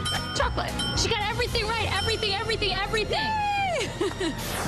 One object is green. What is it? The pen? Check mark. Correct. What is in the bottom right-hand corner? A basketball? Magnifying glass. What flavor is the cake? Vanilla. Chocolate. What's in the center of the picture? Oh. There's a heart. How many objects are there? 8. 10. What color is the pen? Green. Everything was wrong. One object is green. What is it? Check mark. What color is the pen? Blue and black. Chocolate. Black. Red. What is the name of the cat? Mishka. He got everything right. He even knew the cat's name. But that's because they're not married yet. That's why. That's true. Yeah. After marriage, you don't remember anything. You won't remember anything. Well, some of you already met comedian Kate Rigg this morning, so welcome, Kate. Thanks for being here. Now, my good friend Dan Abrams is also here to talk about his new book, Man Down. He says women are better than men at just about everything, including memory. What are you, a turncoat or something? Yeah, I know. What is up with this? You know, I looked at it like a lawyer. And I looked at the evidence. Study after study shows that women have better memories. All right, well, Corey, you and Megan stand up. Okay, now, Corey, how many did you get right? I think I just got one right. I don't think you got any right. I guess you don't remember. I guess not. And Megan, how many did you get right? I got them all right. You got them all right. Yeah. So you're kidding. So, James, where are you and Ashley? You actually got everything right, true? True. It's the only guy out of all of you that took this that got them all right. Okay, now, are you surprised that you got them all right? Yep. Yeah. Work with me here, will you? Come on. I need some arrogance. Sit down. You guys sit down. Okay. Are women really better than men at almost everything? We sent one man and one woman to do battle on the streets. Take a look. Hey, it's me, Kathleen Madigan. I'm at the farmer's market, and we're going to talk to people about claims women are better at many, many things. My name is Kirk Fox. Here's what I know. It's not fair, and I'm going to prove it. I don't even think the questions are necessary. I'm going to talk to people, and I'm going to find out the truth. Who do you think is better at driving? I'm going to go with the men. Really? Yes. Women, of course. Girls are just better at everything. Why do you think then all of NASCAR is men? That's just going around a circle on a track. That's not driving in and out of traffic. They do say that women are better drivers than men. No, not at all. Women drive with their eyes closed. No. You ever seen a girl reverse park? No, I've never seen a girl reverse park because I don't think they can, correct? There you go. Are you a good driver? Yeah, I think I'm a good driver. Now, you made a face when she said she's a good driver, so she's a bad driver. She's a scary driver. Who do you think is better at giving and getting directions, men or women? Women. Women. Women. Men don't ask. If you got lost, would you stop and ask? Yes, I would stop and probably ask a man.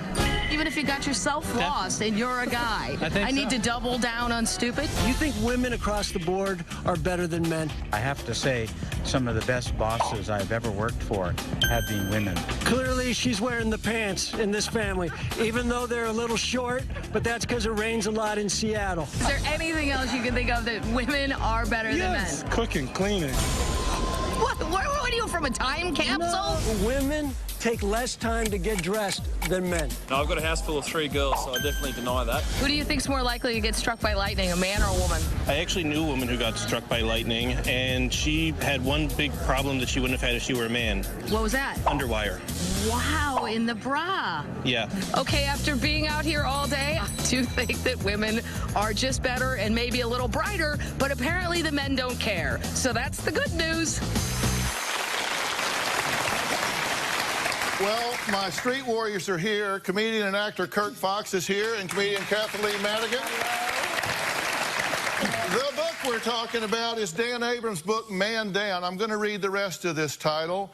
Proof beyond a reasonable doubt that women are better cops, drivers, gamblers, spies, world leaders, beer tasters, hedge fund managers, and just about everything else. That's the book. I just don't get it. It's my new favorite book. Yeah, I suspect so. So, what do you think, Kirk?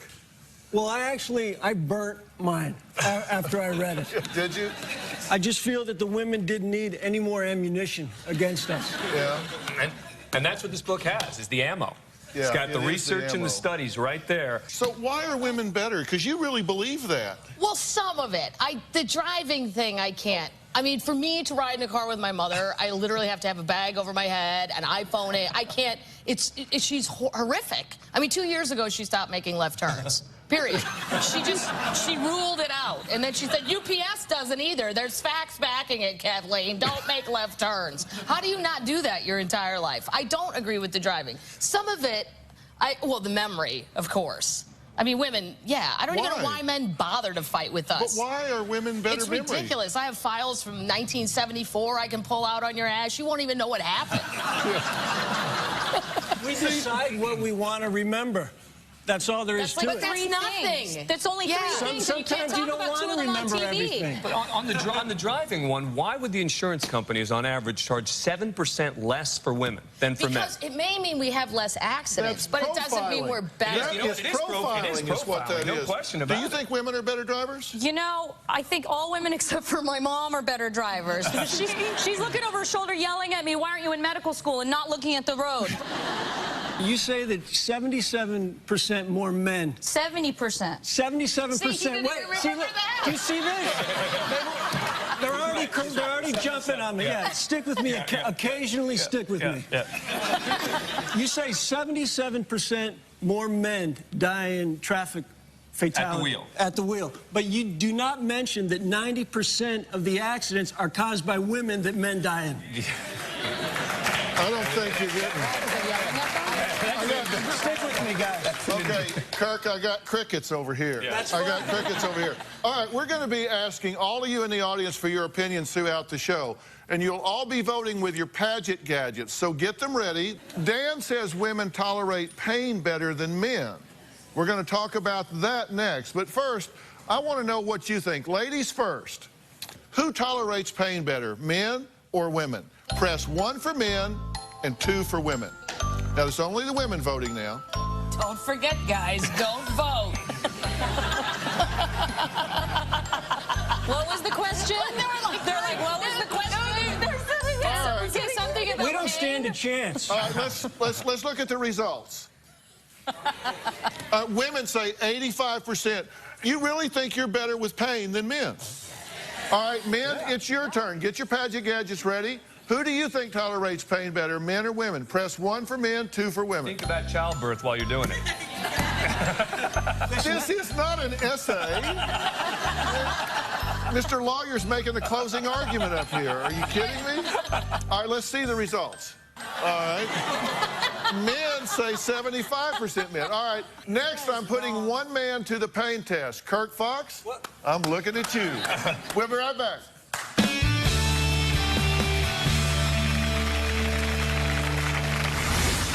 They say that a woman is better with a hammer. Do you believe that? Not at all. I'm very good with a hammer. I hit my thumb every single time. You show a lot of pain because he says that women tolerate pain more. They definitely tolerate pain more. My wife just gave birth. I couldn't handle that kind of pain. Tomorrow on an all-new Dr. Phil. Both of these women You made a choice between having this child and keeping your boyfriend. have a secret regret. I regret that you're my dad. she never knew her father. Are you sorry she contacted you? I knew the day was going to come. Now, all her questions Why in 20 years have you not reached out to her? will be answered. You have said, I truly believe that Kelsey isn't mine. That's tomorrow. Joining us now is our GMA legal analyst, Dan Abrams. Two key things we're seeing here. Number one, the defense is going to go for evidence tampering, and number two, the cause of death. Meaning, how do we know that she was actually killed, they'll argue. Those are going to be, I think, some of the key points to the defense.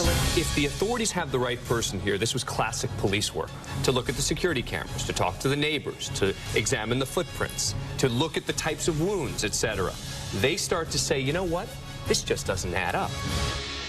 Well, that was Dan Abrams in his new role as legal analyst for ABC's Good Morning America.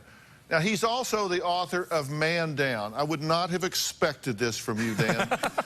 He's joined by comedians Kate Rigg, Kathleen Madigan, and Kirk Fox. Honestly, you read some research that got you look, onto this book was in a way an accident, which is that I happened to come across the... It was an accident. Bad accident.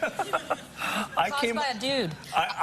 Look, the truth is, though, that this book is more credible, I think, coming from a man. I think if a woman had written this book, some guys would just say, yeah, of course. Did a woman force you to write this? No one forced me to write this. Well, did a woman help? How did you remember all this? Did you have a did you have a female editor?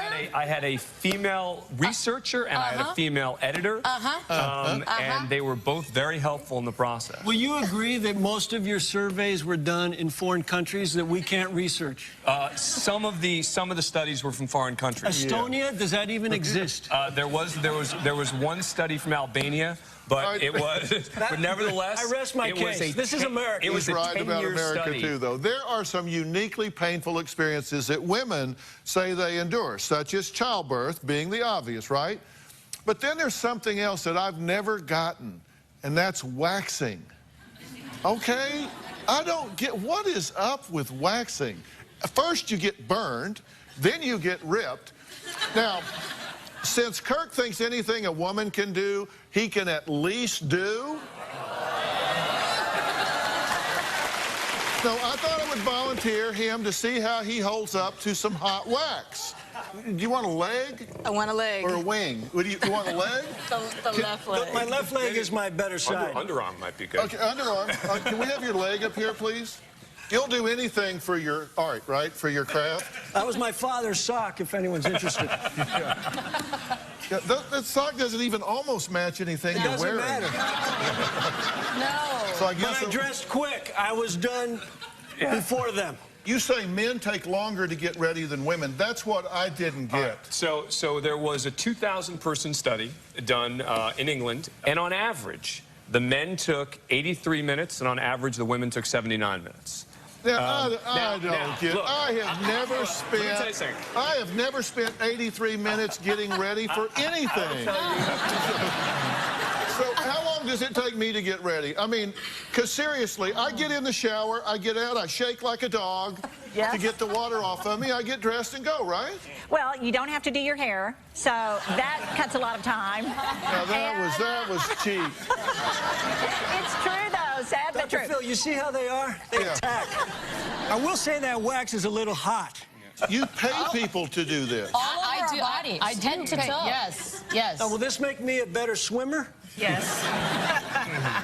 Yes. Will I swim in circles? Maybe you should do both legs. It's happening. It's happening. It's happening. Okay, now Kathleen is going to tear this off. Everyone, look away. Can you do it real slow? No, that will hurt more. You ready? I'm at peace. You ready? Go, the other way. I'm going this way. Yeah, that ready? Well, don't go up too high. All right. Do you want a countdown, or do you want me to show you? We got to count down from 3. 3.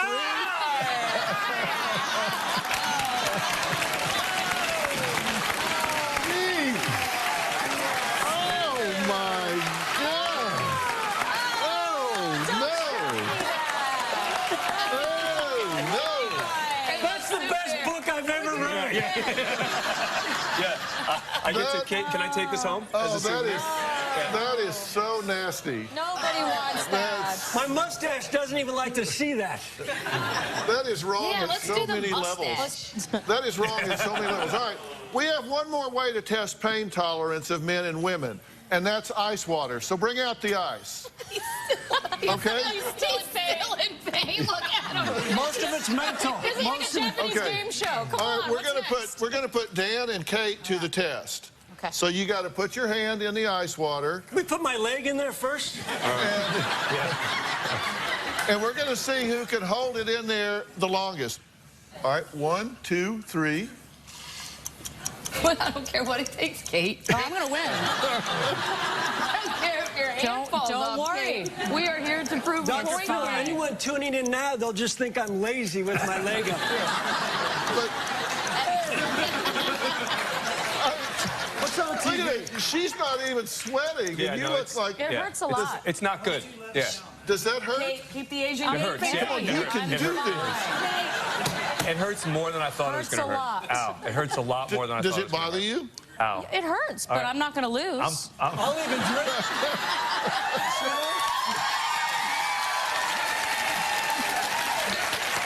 I'll hold his hand in if I have to. Yeah. I'll hold her hand. I'll drink that afterwards. Look at him. Seriously, dude. Look at him. He is white-knuckled on the chair, and she's looking at her nails over here. Kate's feet aren't moving. Yeah, no, I'm admitting I'm in significant pain. Dan, you look like you are hurting. Yeah, no, Tough it out for us. Yeah. I'm just going to wait. Kate. I'm hoping that my hand is just going to get numb. Yeah, I don't think she's going to quit. Yeah, I don't think so either. Hopefully you won't be able to write another book. Yeah. You know, it feels better than it did about 30 seconds ago. Yeah. I get the That's feeling. called frostbite. Yeah, I get it. Yeah. All right. I'm going to give it another minute. No, you're not. We're going to watch this during the break. Next, a man who has spent his entire life surrounded by nothing but women. He's also the genius behind some of the world's biggest hits.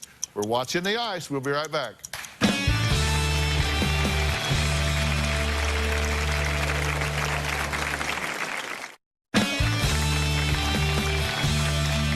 We've been talking to author Dan Abrams and comedians Kirk Fox, Kate Rigg, and Kathleen Madigan about Dan's new book, Man Down. Now, they are in an ice test here for pain. Rate your pain. It was at about 8.5. It's now gone down to about, I think that I'm now enduring some level of frostbite. Okay, and where would you put it? He was 8.5? Mine's high. Mine's like a 9.5, but I'm not going to lose. All right, I'm going to declare this a tie so you don't get frostbite. You can pull your hands. Oh, yeah. My next guest knows women better than just about anyone. He is a good friend of mine. He has got 6 sisters. He's got 5 daughters. You know him as the Hitman, and he's back for round 2. Take a look. The Hitman himself, David Foster. Woo! What a night! When we had done The Hitman, the response was so great, it exceeded, I think, everyone's expectations. For the second Hitman, I had to dig a little deeper.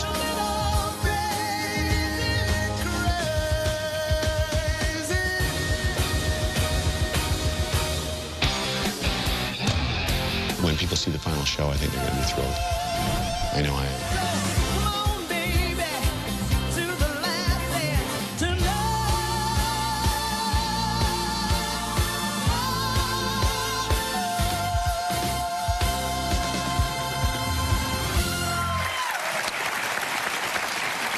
All right, please welcome legendary music producer David Foster and his fiancée, Yolanda Hadid.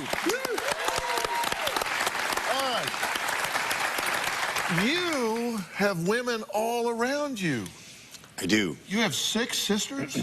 I have 6 sisters, 5 daughters, 3 ex-wives, a new one coming, hopefully not an ex. No, there's not a new 2 ex stepdaughters, a very strong mother. I know one thing for sure, 100% without a shadow of a doubt. Women are smarter than men. Period. Why do you say that? There's more to it than that. Women are more manipulative than men. Men are dogs, women are cats, okay? Basically, men are dogs. You just feed us, get us, you say that on the show. Well, you did. And scratch our belly, and we're good to go. Women are like cats. You rub their fur the wrong way, they go crazy. They don't come when they're called. They got claws. It's like, you know. Gotta give him catnip. How do you put up with this? He's just goofing off. We are very, very compatible, Yolanda and I, because she's a detail freak as well, and we're very complimentary. And Yolanda is a very strong woman, but she has made a pledge, and it's just her nature, she's European, that in the house, the man is king, and that works for me. Yeah. Right? I'd like to move in there as well. What was it like growing up with 6 sisters? Well, it was great, and honestly, I was always made to feel special. My sisters, I have a great family. All 6 of my sisters are incredible. They treat me well. They always treated me like a king, and I was like the golden boy in the household. I mean, who wouldn't like that? And 5 daughters. 5 daughters is a different story. You know, I've been where, if you have young children, my children are all grown now, I've been where you're going. It's not pretty, but you do get there. And my daughters are great, but not without a little, you know. So how's he do with your daughters? He's incredible. He's incredible. That's why I want to marry him, because he's so good with my children. Yeah. I mean, that's important. That's very important. Right. I don't think but it wouldn't work any other way. We should explain. You should explain about the king thing in the house. I mean, you have that all organized in your brain. He keeps wanting to go back to the king thing in the house. Right. You well, love that, don't you? but you do it in a very loving way. It's like no. I mean, for me, you know, I don't think. With the question about a man smarter than women, I don't think so. You know, I think we're all equal. But like in our relationship in the house, for me, my man is king, and he loves that. But maybe it's a European thing, or it's just the way I, you know, feel is great for our relationship. To me. I think it's... Or depending on what kind of king you are, what are your demands? I mean, if you're Saddam Hussein, I'm not into it. Yeah. You know what I mean, but if you're a nice king, if you're the king, maybe he's a good king. Are you king of your household? Phil? Robin? Am I? Yeah. Oh, yes. Until he comes home. Well, no, actually... Yes.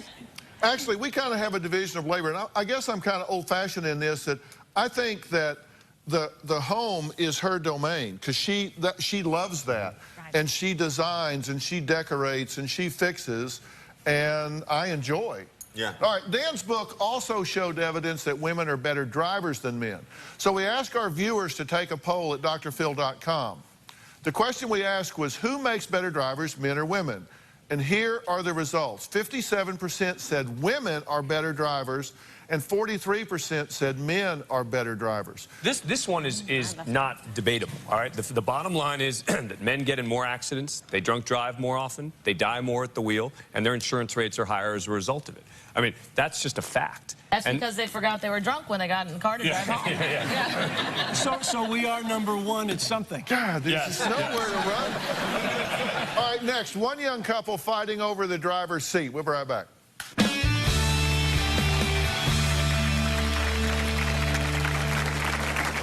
So my fiance thinks he's a better driver than me. Baby, I'm sorry, but I'm a much better driver than you. Just doesn't have the right driving methods.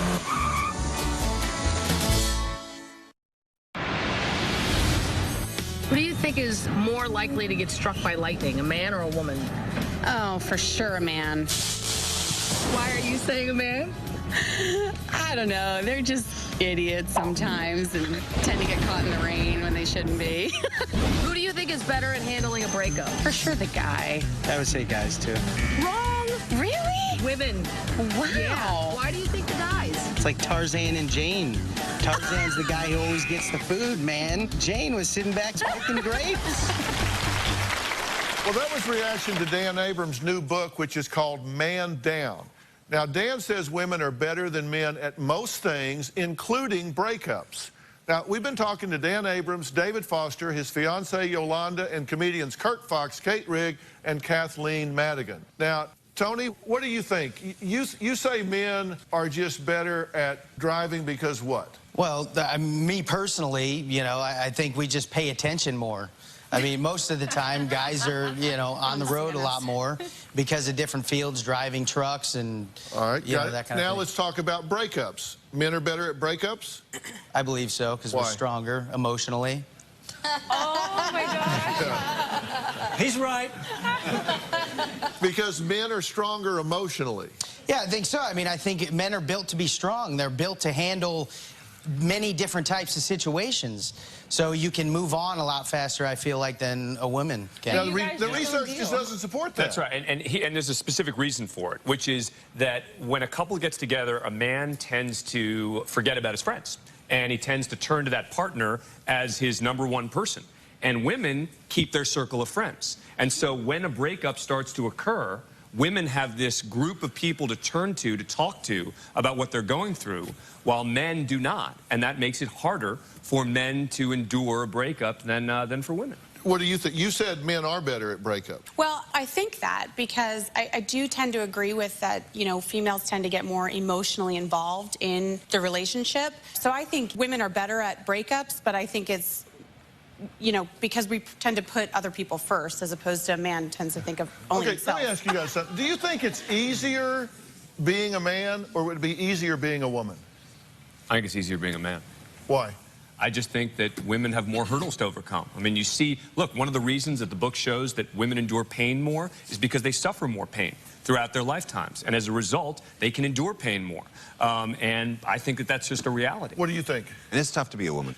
Well, it's a man's world. I think that still applies. The hunting and gathering, I mean, I know it's been millions of years. It's been around for millions of years for a reason. That's the way it should work. Do y'all think it's easier being a woman or being a man? Being a man. I mean, look at them. There's not a lot going on.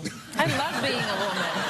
I mean, he's still, until I got waxed. he's still thinking about the waxing. He hasn't heard anything since. I just know I'm not balanced right now. He's drifting out. There's tears in his eyes. But we love being a woman, right? But see, you guys are harder on each other. Not really. No, women are harder on each other. You do things that men don't do. You never see a man walk up with a new haircut to his buddies and say, notice anything different? You never see that. Dr. Phil, I've done that. No, you never see that. But you guys don't think about any of that. You know, we are much more... That's why it's easier, because you don't think about it. Exactly. Well, I know, but we can go see each other. We don't have to bring a little gift when we stop by. You guys make it don't think harder. about anything. My father's had the same haircut since he was 4, and he's like, I found a good one and I kept it. I mean, that's all the thoughts. He's never going to get another haircut. It's just that simple. We talk about when Phil and I go out to dinner. What do you think we talk about? Nothing. Food. Work. Do you talk about work? Don't you part? Do not tell them what we talk about. I wasn't going to get the answer. Okay. Do women make better drivers? My next guests are on opposite sides of the road on this one. Take a look. So my fiance thinks he's a better driver than me. He dogs his cars, spins donuts in the yard. He acts foolish. How can Nicole possibly think she's a better driver than me? She drives slow, like a grandma. She just doesn't have the right driving method. Baby, I'm sorry, but I'm a much better driver than you.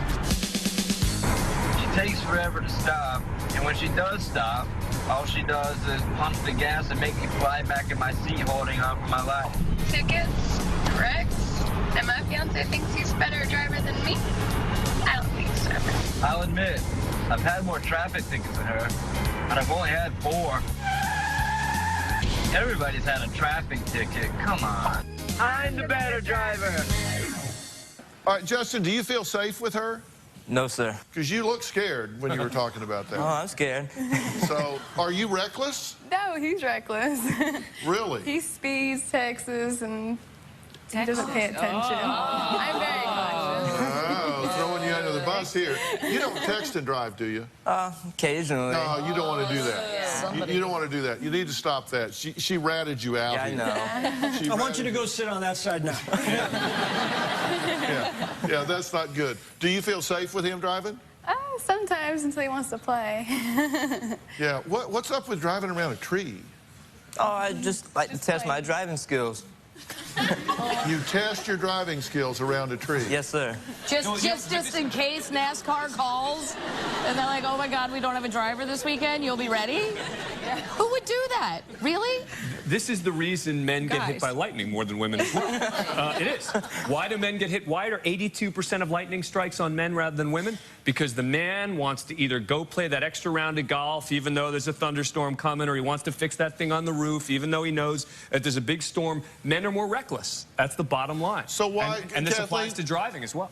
If women are so much better, why are all the NASCAR drivers men? Look at Danica Patrick. I mean, she's an incredible driver, but not a lot of women maybe get the opportunity to participate. Or not a lot of women would have the desire to drive in a circle 250 times. I would like to actually do that somewhere. Why don't we drive from Denver to Phoenix, honey? Wouldn't that be something instead of a circle? According to Dan's book, Man Down, women also make better police officers.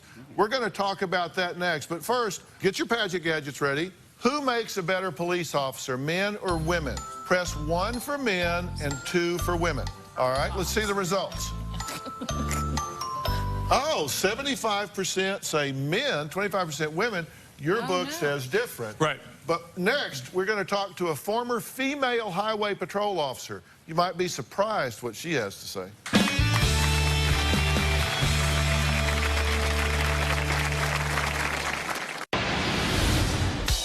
Over the years that I've been driving, I've been pulled over a number of times.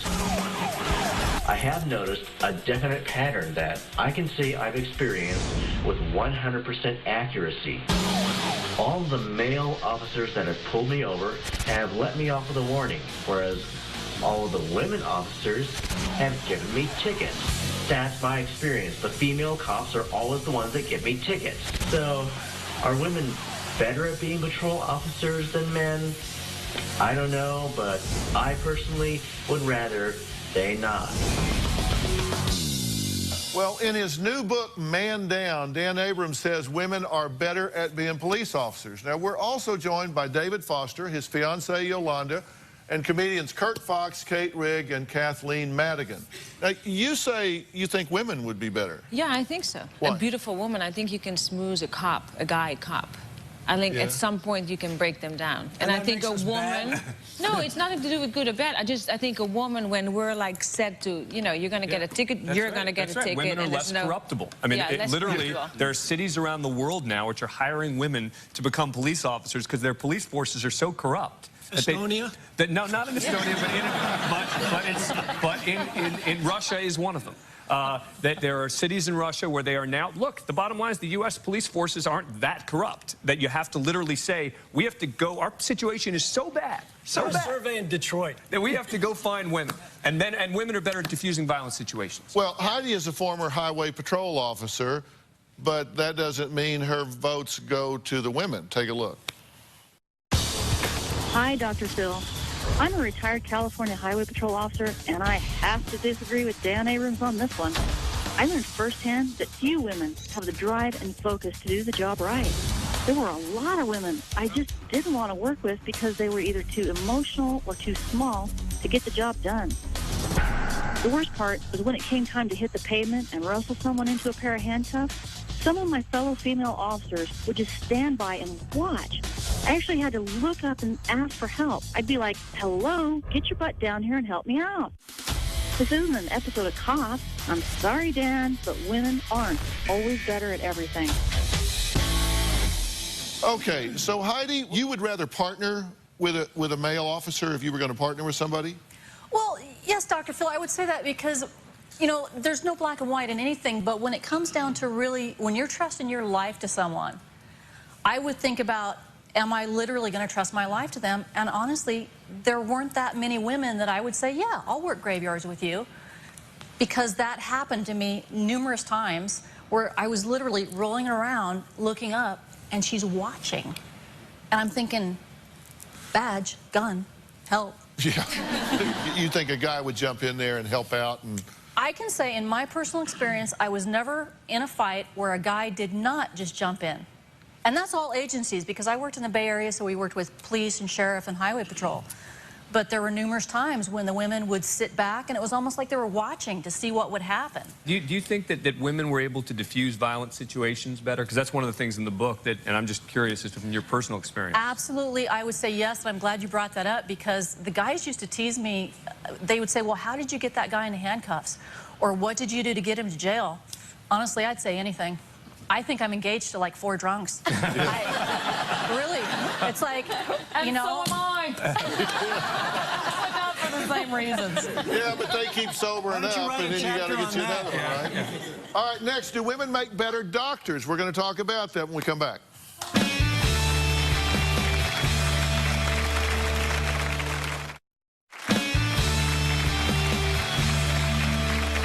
Well, we're talking about things that women do better than men, and Dan Abrams says that the female sex also makes better doctors. So we asked one of the best to join us. Now, Lisa Masterson is the co-host of TV's Emmy Award-winning daytime show, The Doctors. Take a look. We're going to give you the ladies' insight, right? The secrets to how to deal with these crazy, crazy, crazy men. This PMS smoothie is backed up by research. Make sure that you use cucumbers. Put away that tequila. Jimmy boy. And get a shot of wheatgrass. Cheers. We're going to go set up some tents and try and help the people. Her blood pressure is 173/96. We got to get her to the hospital. We're doing the first OBGYN residency program in Africa. Keep on taking good. And when you deliver a baby, it's just a special feeling every time, every place. I want to applaud you for all that you do.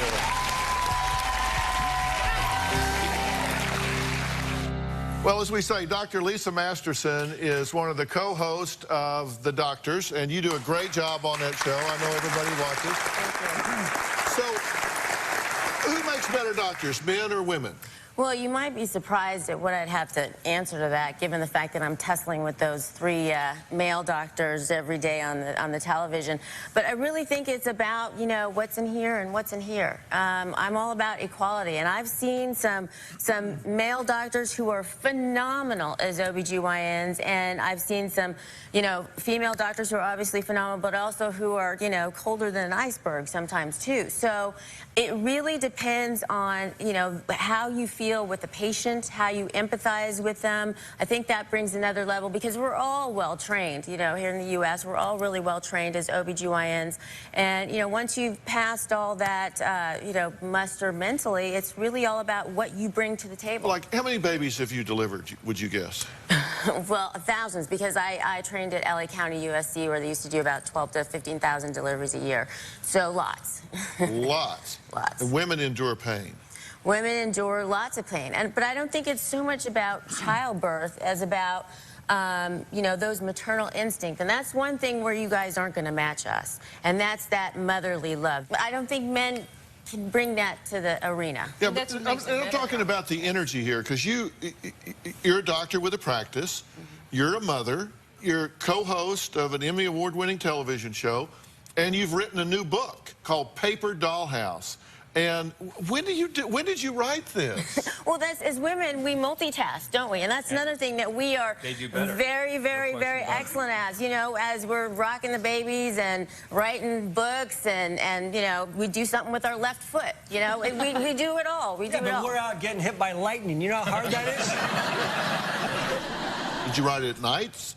Did you write in the mornings? When did you do this? Nights, weekends, days, anytime, because basically it's a labor of love. It's an homage to my mother, because my mother was really the strength and the force that got me. A lot of people want to know how I became a doctor and how I, you know, came to do all the things I do, and it's all dedicated to my mother because of that strength. You know, my mother was a champion of equal rights, and it's all about not just women, but I really, really want women to shine, because they're devalued in so many other places. We've been devalued a long time in the U.S., but in so many other countries.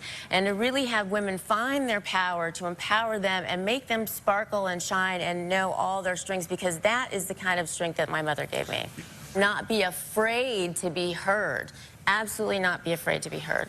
Do you think your daughters have had an uphill battle because they're women? I think it's difficult for them, especially being in Los Angeles. I worry about them, you know. I think in general, you know, women have to kind of work twice as hard to be taken half as seriously. And that is a struggle, but we've come a long way. Yes, we absolutely have come a long way, and we just have to keep pushing those boundaries. Yeah, I want to know what all of you at home think about this question. Who makes better doctors, men or women? Go to drphil.com right now and take our poll.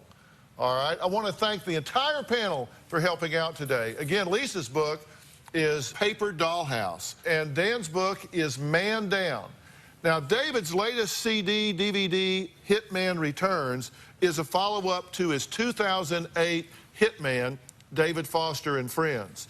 And you know I am a fan. I love you for it. I Know Your Music. And you can see David Foster and friends live at Mandalay Bay Event Center in Las Vegas this fall, October 1st and November 25th. Now, are you going to tell me about this? All women guests. No. All women Sometimes for free. you don't tell me when you're doing something. Any woman cuts in for free. No, yes, I'm going to invite you for sure. You came to my show last year, and it was great to have you in the front row. I gave you a lot of... You made fun of me? I made fun of you. You made fun of me I made in you the front sing. row. You made me sing. The guy cannot sing a note. Watch this. Sing this note. I'm not doing it. Sing this I'm note. not doing it. Sing this note. La. La. I can't do it. That Andrea sounded Bocelli. good. You are a hack because Andrea Bocelli got me to sing a note, right? Remember Yeah, at the he dinner did. table? Yeah, I remember. You remember He that? did, At and the it was dinner table, he got me absolutely on tone. It took him the whole dinner to get you to do that. Well, we it don't was have over that. We don't have all that time. You can start buying tickets to this in May. We'll be right back.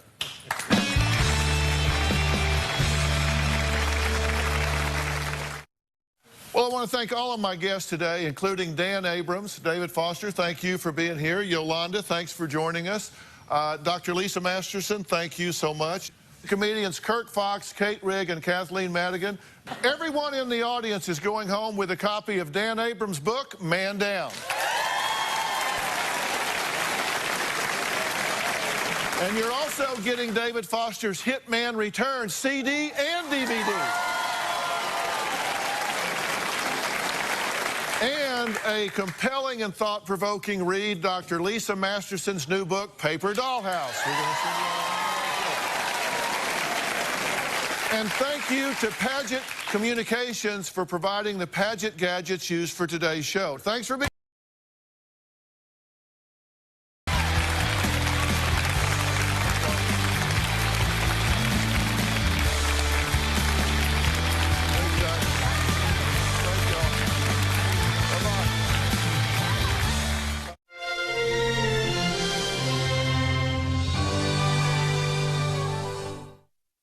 I regret that you're my dad. She never knew her father. Are you sorry she contacted you? I knew the day was going to come. Now, all her questions Why in 20 years have you not reached out to her? will be answered. You have said, I truly believe that Kelsey isn't mine. This is going to be a changing day in your life. Have a good show, everybody. Here we go. If it matters to you, that's what I want to talk about. Are we ready in the booth? Let's do it. Go, Dr. Phil.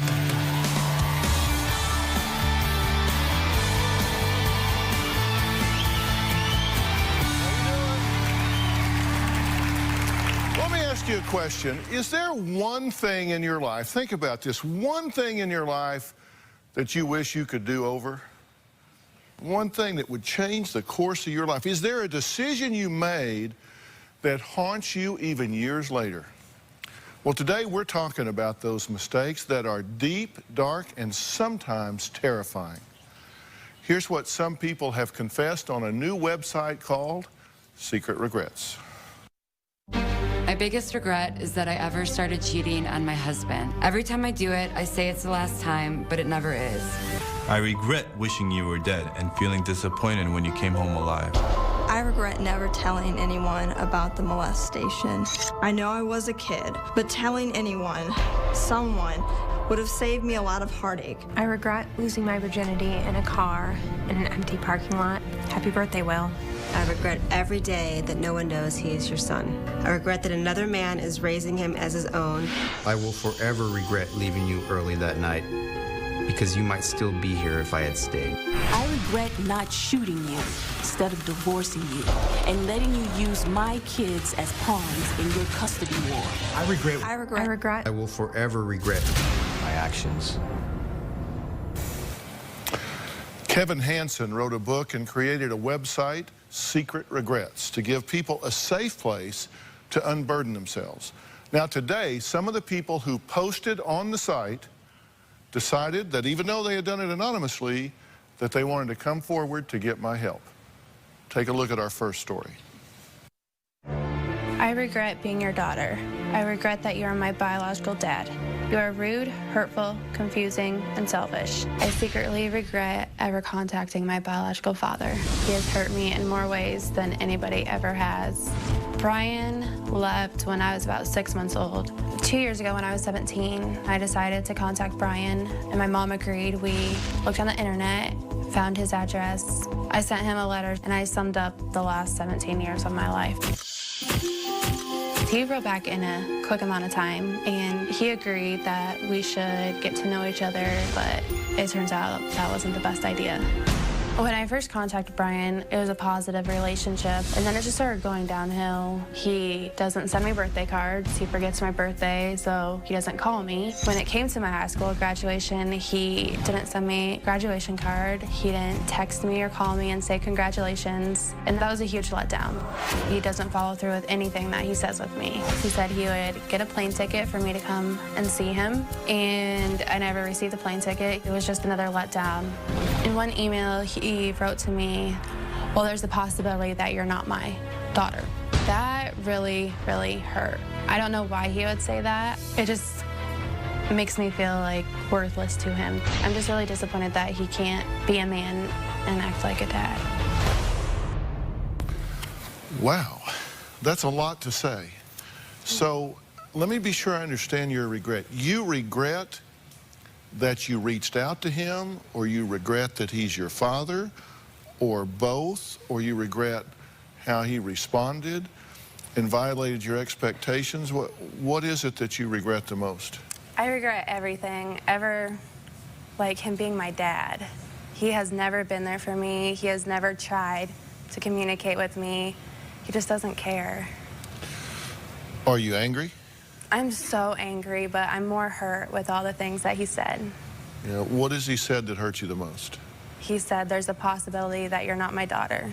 Do you think he said that almost as a hope that it's not true, or I what? honestly don't know. I just think he doesn't want anything to do with me. Why would that be the case? Have you turned out to be a bad person? No. Are you a troublemaker? Are you intruding on his life? What is it that would cause someone to say, I hope you're not my daughter, or imply that and not want you around? I just think he regrets all the mistakes he made in the past by leaving my mom and I, and he's not ready to accept the responsibility. Mm-hmm. What did you want when you reached out to him? What did you want to happen? Play out the good script for me. Right. I wanted just to know him. I wanted to know if I looked like him. I wanted to know how we were like if we had the same interests and stuff. Mm-hmm. And why did that matter to you? I'm not saying it shouldn't. I'm just curious why you think it matters. Just because, like, I have his blood. I'm his biological daughter. So you say this has affected the way you trust other people. Mm-hmm. Talk about that.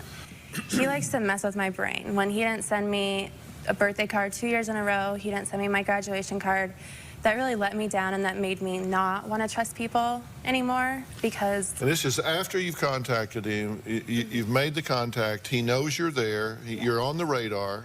Yeah. And he says he's going to send you something. Right. And he doesn't. He doesn't, no. Why not? Why do you think that would happen? Because you don't just forget that. I mean, come on. Somebody comes after all these years. Did he do it on purpose? And if so, why tell you he's going to do it to begin with? I don't know. I don't know why he wouldn't. It's just a card. Like, all you have to say is happy birthday. That's all you have to do. And it's just a thought that counts, and he didn't even put the effort in to try. Did you reach out to him because you want money from him? No. Do you think he owes you something? No, I just wanted a relationship. Tell me about the contact with him to begin with. What was said? All I said was, hey, I'm pretty much your long-lost daughter, Kelsey. I kind of summed up the past 17 years of my life for him, and so he could get to know me. And at the end, I was like, I'd appreciate it if you wrote back, if you want to keep forming a relationship with me, and if not, I understand. And he said? He's like, yeah, that'd be great to get to know you. He wasn't, like, hesitant at all. But you didn't ask for anything. So there's nothing, he's not afraid of being exploited. You didn't tell him, I think you're a horrible person for abandoning me. I want money, nothing. Nothing. Do you want a relationship with him? That's tough. At the beginning, I did, but now I feel like I've done everything I can, and this is my last straw. What do you want today? I just want to figure out our communication problems between each other. I know I probably have some part in this. I'm not blaming it all on him. I just want him to be there for me. Well, Brian is here today. When we come back, they're going to meet for the first time.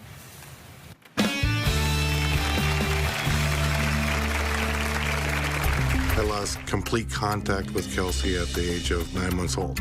Kelsey has never told me what she wants from me. She wants to get to know her biological father, as she says. It's pretty straightforward that she wants something, but I can never get it out of her. Monday on an all-new Dr. Phil. He was the biggest bully on Big Brother. If you were to get in my face right now, I would get in your face too. He calls herself the Tasmanian Devil. Do you think you have a rage problem? I know I have a rage problem. He's broken 28 phones in anger. I am mad at the world. Why do you do it to me? Is there something in their DNA? We tested each of you for the warrior gene that causes them to rage? And the results are in. That's Monday. I regret that I keep trying to stay in touch with you. I regret that I believed this could work out between us. All I wanted was to know my biological dad and how I was like you. I regret being your daughter. I have always wondered why you never tried to contact me. I am your first child. Am I not good enough for you? I pray that one day you will change and realize all the heartache you put me through.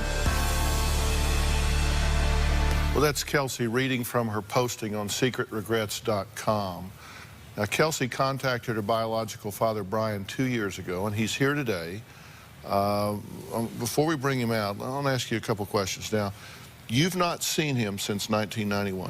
Right. And you were like 9 months old. Yeah.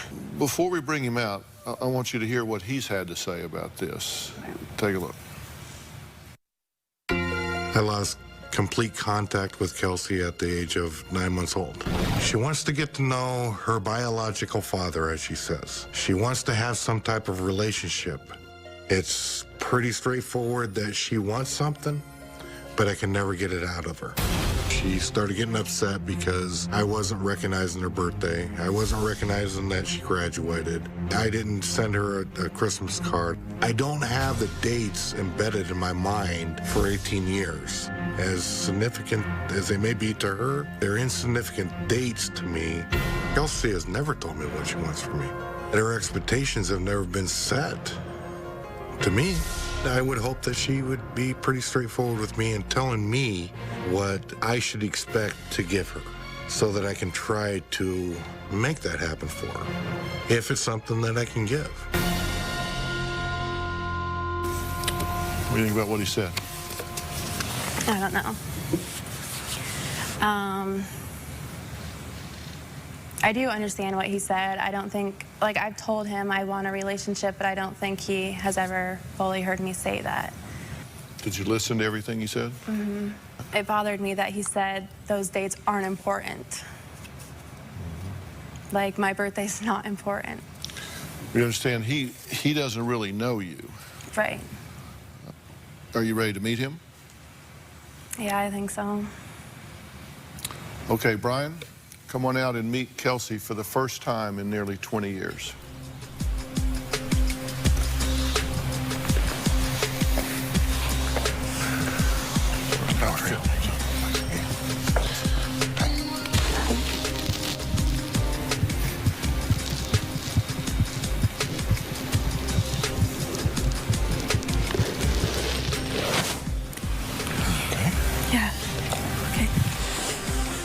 Listen, the only way that this is going to come to any kind of a good conclusion, any kind of a good outcome, is if you just put everything out there honestly and openly.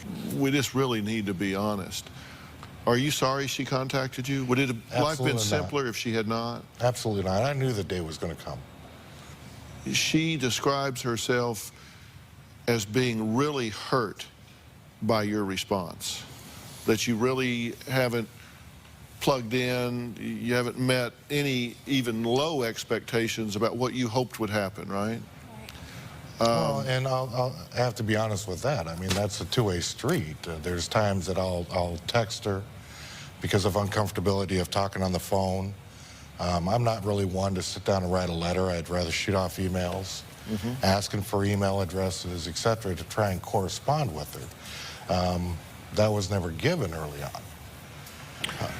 Well, as a father, let me just step out and just talk to you, just dad to dad here for a minute. Why in 20 years have you not reached out to her? Why was it her job to find you? I knew that when they left South Carolina, they moved to Tennessee, and then I didn't know where they moved from there.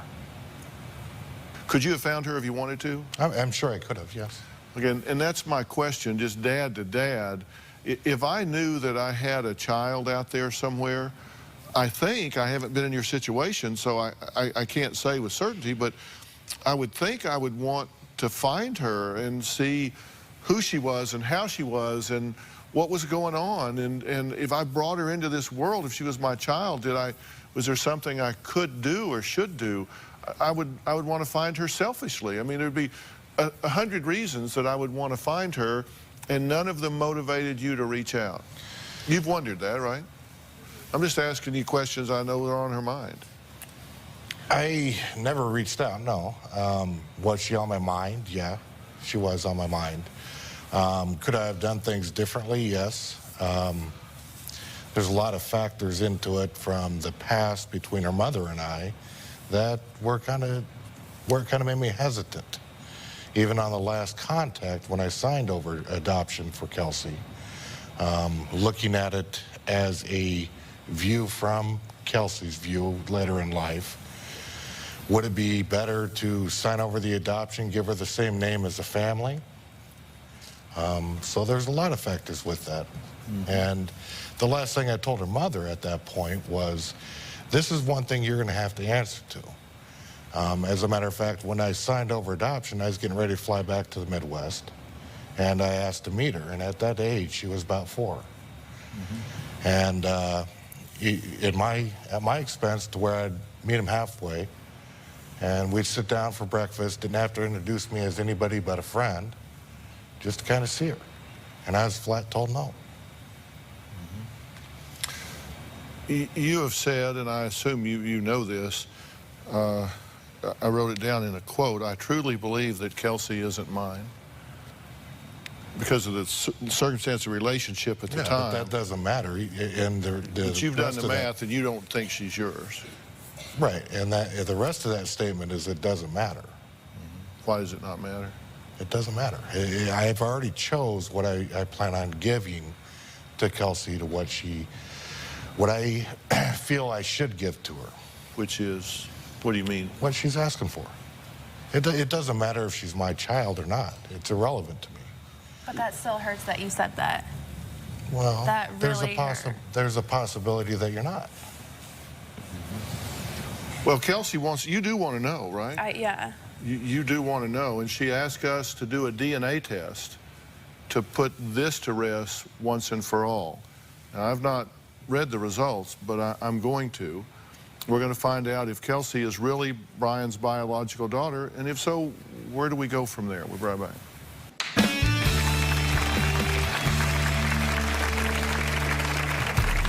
In the past, Brian has stated that I might not be his actual daughter, but I don't believe that. Today, I want to take a DNA test to prove to him that I'm his daughter. There are 4 swabs. We will be taking 2 samples from each cheek inside. Okay. Open wide for me, please. Just relax. I'm 100% sure that these results are going to come back positive that Brian is my father.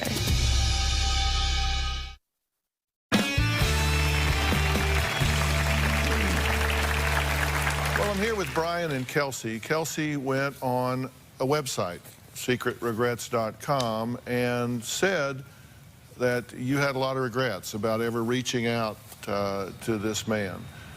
Brian has told Kelsey that she may not even be his child. He said it doesn't really matter to him.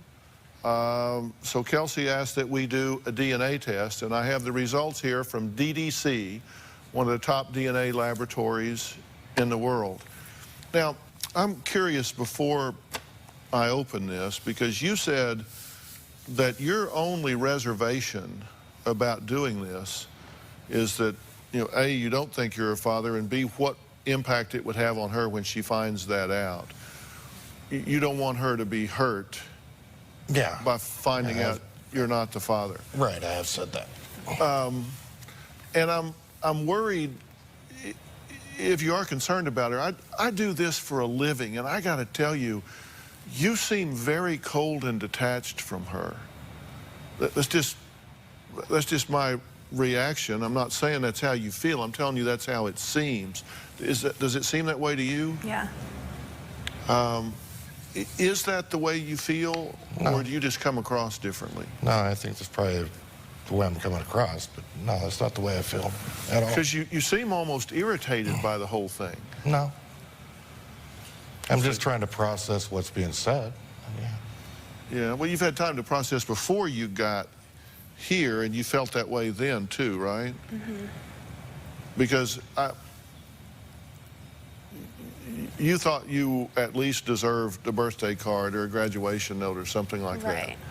And your response was, hey, it's not burned in my memory like it is her. Well, you know, write it down. I mean, if it hurt her, and I guess my question is, does it matter to you that it matters to her? Yeah, it does matter. It does matter to me that it matters to her, but it's a culture that I'm going to have to kind of breed in. It's something that I'm going to have to start recognizing and etc. I mean, it's not there right now, just the lack of distance, simply the distance. Yeah. You say the feelings aren't there? No, the feelings are, I believe the feelings are there. Okay, so you do feel warmly towards her. Right.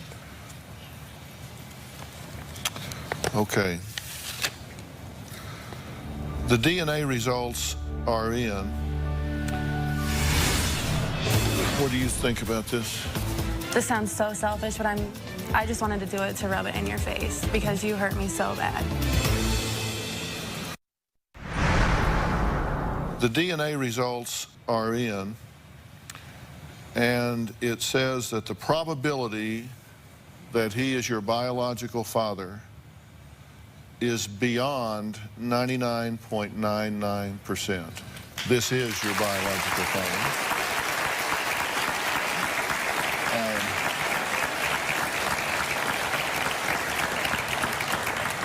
Probability of paternity, I mean, nothing's ever 100%. It's 99.99%. How do you feel about that? I'm fine with it. I'm totally fine with it. It was never about a DNA test. What do you think about this? I'm glad it's positive. I always knew it was, and this sounds so selfish, but I just wanted to do it to rub it in your face because you hurt me so bad. What do you mean, rub it in his face? That I'm his daughter. Like, that hurt me so bad when he sent me that email that said, there's a chance that you're not my daughter. And like, just to do that, like, I feel great.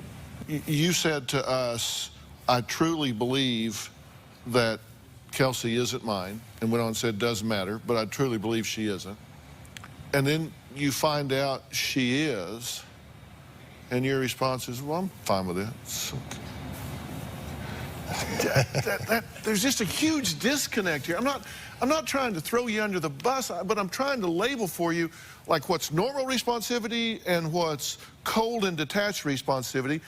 That seems cold and detached, and if that's not how you're feeling inside, how are you feeling inside? I guess what is a proper display? I mean, everybody has a way of reaction to things.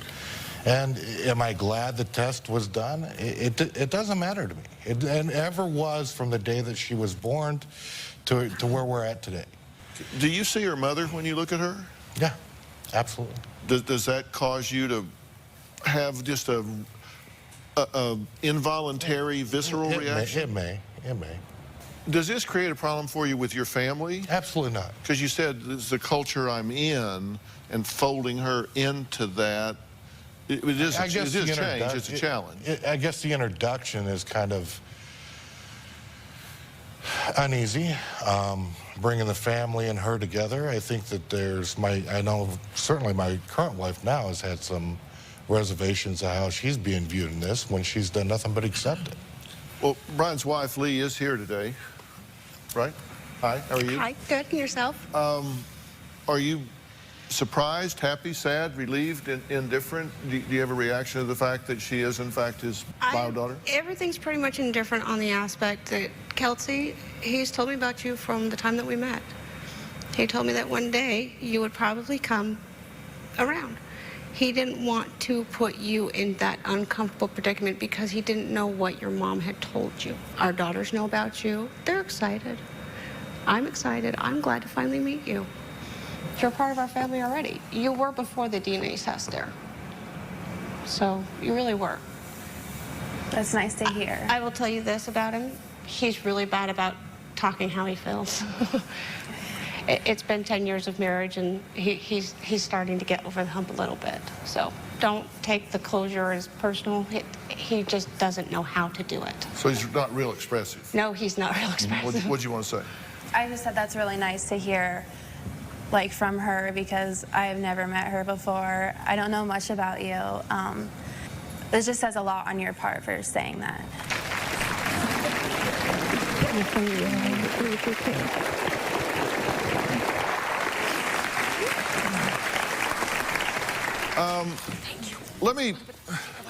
Let me say something to you and you as well that you can take away from this.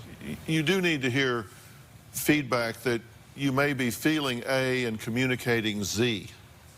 Not feeling A and communicating B, but A and Z, widely disparate. Because I believe you. I'm not a real expressive guy, so I kind of get that, you know, but I think I'm more expressive than maybe you are.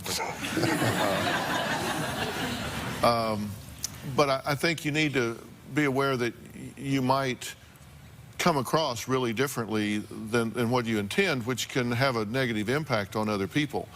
So hear that piece of feedback. And let me say to the two of you, relationships are not biologically defined. I mean, clearly you have ties, you have some of the same DNA, you have some of the same traits and characteristics that are genetically defined, but relationships are built. I've had many family members come together as adults that never got to see each other before, and they really have to start and forge a relationship. They have to create a history upon which that relationship is built. Get together, spend some time, question each other, observe each other, build some history. It's not just automatic because you're biologically tied. And I think you think that's what's expected here. Well, because she's mine, I'm supposed to have this kind of ingrained history, and you don't, but you have to build it, and it's never, ever too late. It's never too late. You have so much of your life stretched out ahead of you at this point. You have an opportunity to be part of that, but you have to be willing to invest the energy. Do you want to do that? I do, yeah. 100%, yeah. So that would erase the anger, the resentment, the sorrow, the regret that you wrote about if you built a relationship. Yeah, I think our problem was that we rushed into it too fast. I think I don't know, but it just went boom, boom, boom, way too fast. Well, yeah, over the last 3 years. Yeah. But it's not the time, it's what you do with the time, is what I'm telling you. So you need to work at this, and you're willing to work at it, right? Oh, yeah. And you support that. You want him to have that, right? Okay. Will you keep us posted? I will keep you posted. All right. Thank you so much. All right, go to drphil.com right now and get more information on reuniting with a lost relative. It does work at times. Up next, a very controversial decision leads to another secret regret, one that many of you may have been faced with as well. Find out what that's about when we come back.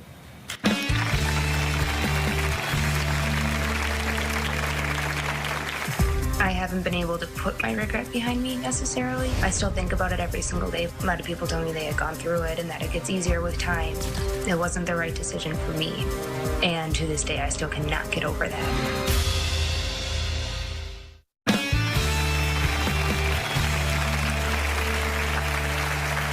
Secret regrets. Look, we all have them. Things we wish we had a second chance to go back and do differently. Now, my next guest, secret regret, is one that many of you may relate to. Take a look. My name's Jamie. I'm 21. And my secret regret is that I had an abortion when I was 20 years old. I'm 21 now. It's been a year since I had my abortion. I was with a guy for about 8 months, and I had gotten pregnant. I didn't want to have the abortion at all. I should have listened to what I wanted, not what he wanted. He promised that we'd be okay, that we'd work things out, and he was sleeping with like 4 of the girls throughout the entire relationship too. So, I mean, the day before I had the abortion, he was sleeping at some other girl's house. I've been able to not get over it, but somewhat cope with what I did.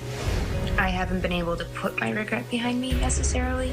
I still think about it every single day, but it has gotten easier as the days go by. It wasn't the right decision for me, and to this day I still cannot get over that. If I could take it back, I would.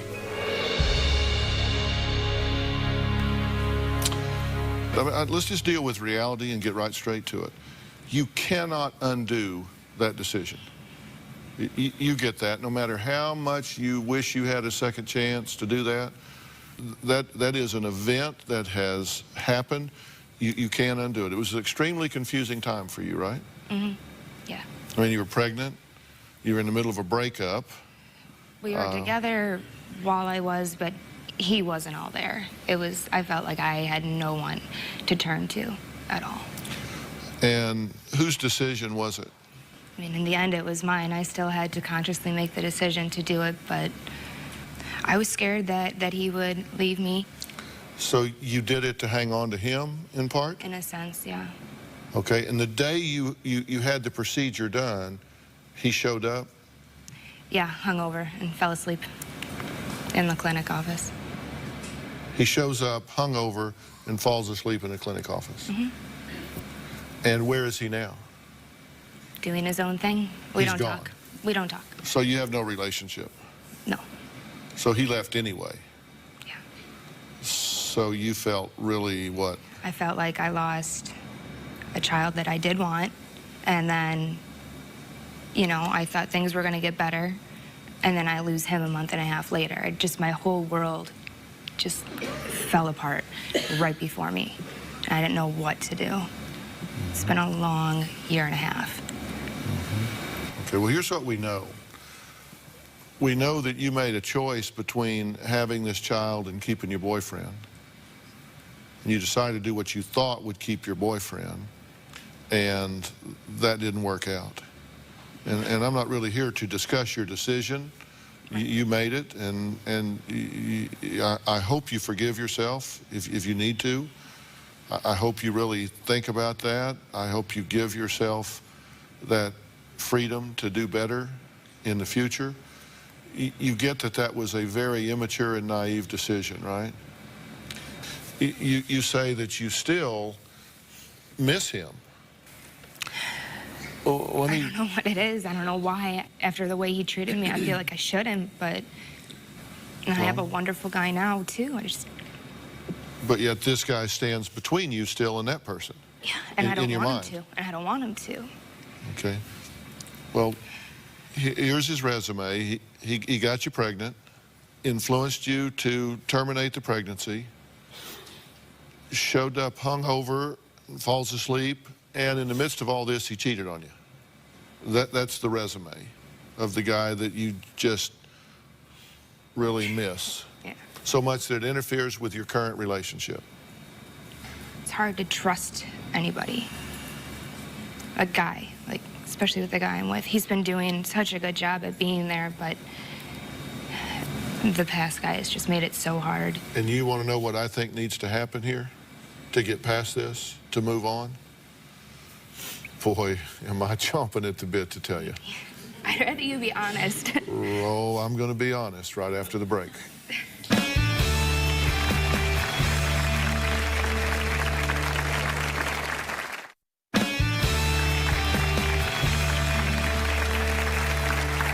Well, I'm here with Jamie, and we're talking about secret regrets. For her, the secret regret was choosing to terminate a pregnancy in an effort to maintain what turned out to be an ill-fated relationship.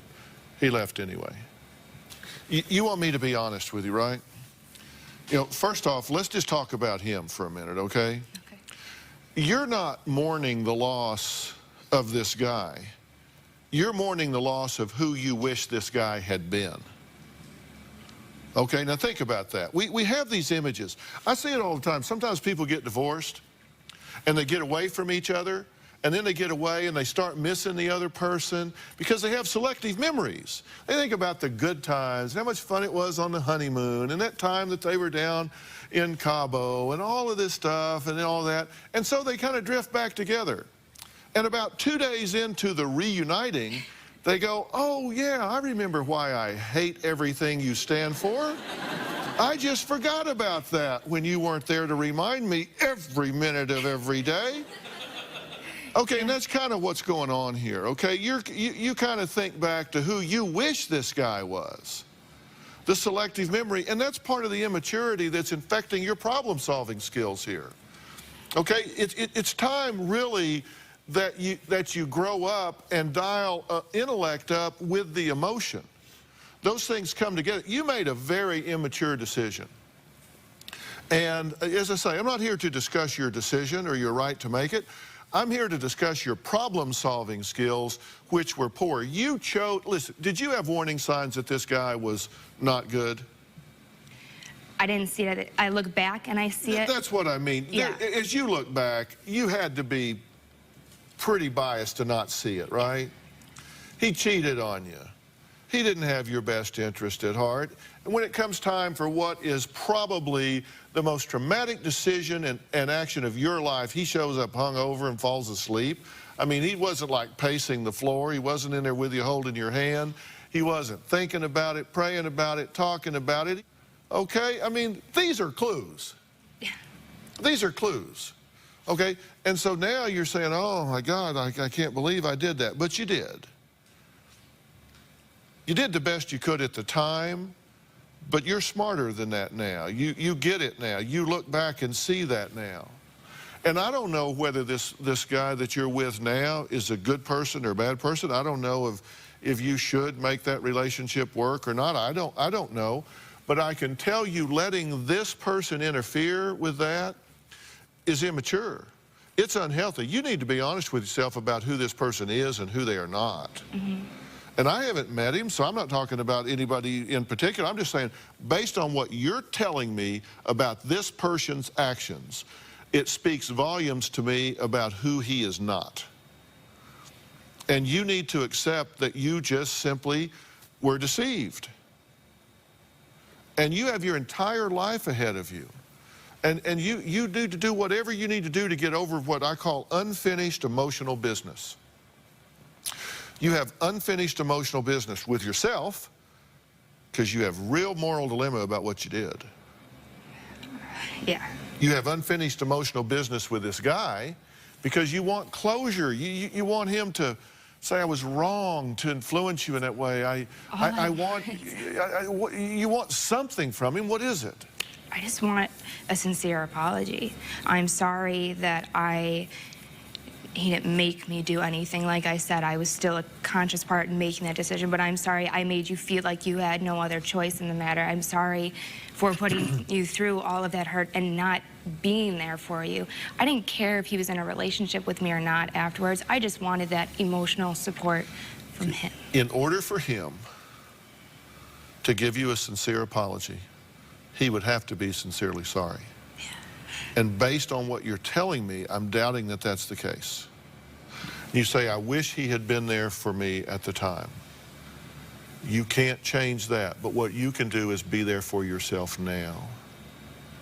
You can be there for yourself now. And, you know, I talk about something called a minimal effective response.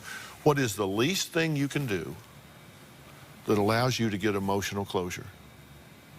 And maybe for you, it is to speak to young girls that are facing this decision. Maybe for you, it is to write about this. Maybe for you, it is to give your testimony and witness in church. Maybe for you, it is to get trained and be on a crisis hotline for girls that are in situations like this, where you give back and use your life to make a difference. I don't know what it is for you, but you need to find out what is your minimal effective response. The least thing you can do that allows you to say, you know what, I learned from that and I did what I could. Because you can't unring the bell. He's not going to become who you wish he had been, which is okay because you're not who you were then either. And you know that wouldn't work. You don't even want that. You just wish he had been different in the moment. Yes. But he wasn't. But you, listen, every situation needs a hero, and you're it in this situation. You need to be the hero for yourself. You need to stand up for yourself, stand up for other girls that are in this situation. Be that voice and say, let me tell you how dumb I was thinking at the time. Yeah. Let me tell you how dumb my thinking was at the time.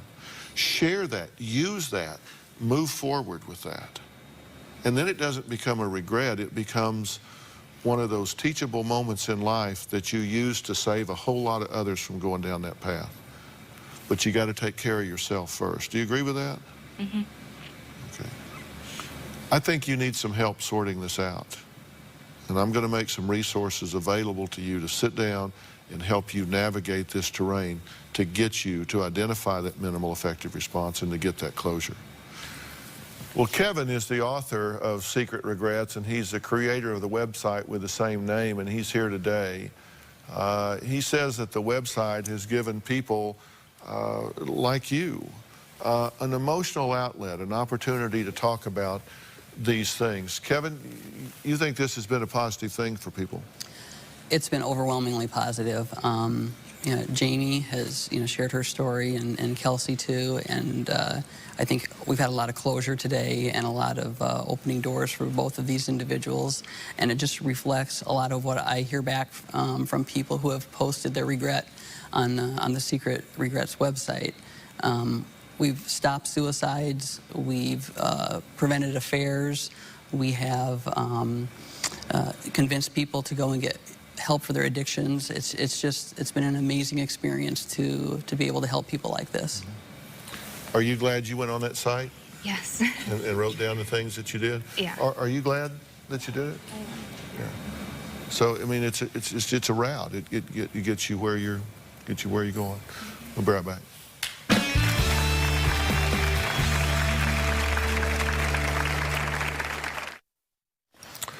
Well, I want to thank all of my guests today, and a special thanks to DDC, one of the top DNA labs in the world, for their help today as well. Kevin, thank you. Kevin Hansen is the author of Secret Regrets and the creator of website secretregrets.com. I tell you something I'm glad to see on this book is it says Secret Regrets Volume 1, because I'm hoping there's going to be a Volume 2 and 3, because I tell you what, these are real stories from real people, and there's some thought-provoking information in here in the comments section. It's a thoughtful read, and I encourage it. You can get copies of Kevin's book at Amazon.com, or you can download the ebook on your Kindle, Nook, or iPad. Now, a portion of the proceeds from Secret Regrets books goes to help support www.reachout.com, an online support resource for people who feel they just have nowhere to turn. So thank you for making that contribution as well. If you want more information on today's show, you can go to drphil.com. You can find me on Facebook. You can find me on Twitter. We've talked about a lot of things today. My biggest problem with Secret Regrets is that means you're isolated. And when you're isolated, you got no help, no resources. Are you glad that you came forth with this instead of staying secret? How about you, Jamie? Are you guys glad that you actually came forth with this? It helps to not be isolated. Thanks for being here today. So long.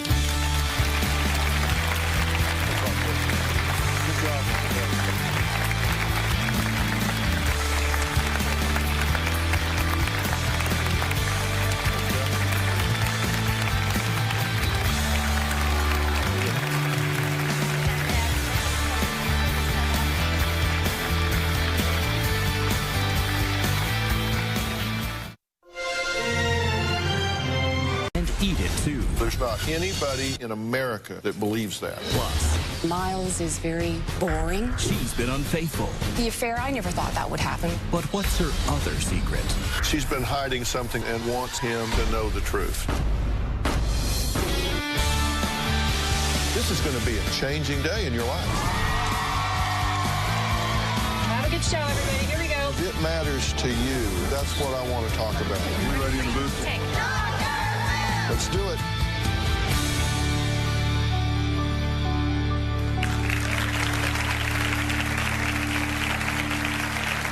imagine this. One day, out of the blue, your spouse just tells you, I don't want to be married to you anymore. I just don't. You sit there shocked until you realize that your spouse is nearly 50 years old. He's going back to the gym, getting a new wardrobe, joining Facebook, and wants to buy a Harley. Or it's a wife who says she's unfulfilled with you, wants to go back to school, and has a 2-year affair with someone she says is just more exciting. And then it hits you. These are all the signs that you have been thinking about as defining midlife crisis. Leaving your marriage torn apart. My husband, Tony, is going through a midlife crisis. I don't think I'm having a midlife crisis. I'm just trying to find my purpose in life. Tony told me that he didn't want to be married anymore, but we just had a phenomenal marriage. I feel like I've been duped. I didn't want that label of being married. And he started to change his behavior. Tony started to worry about his appearance a lot more.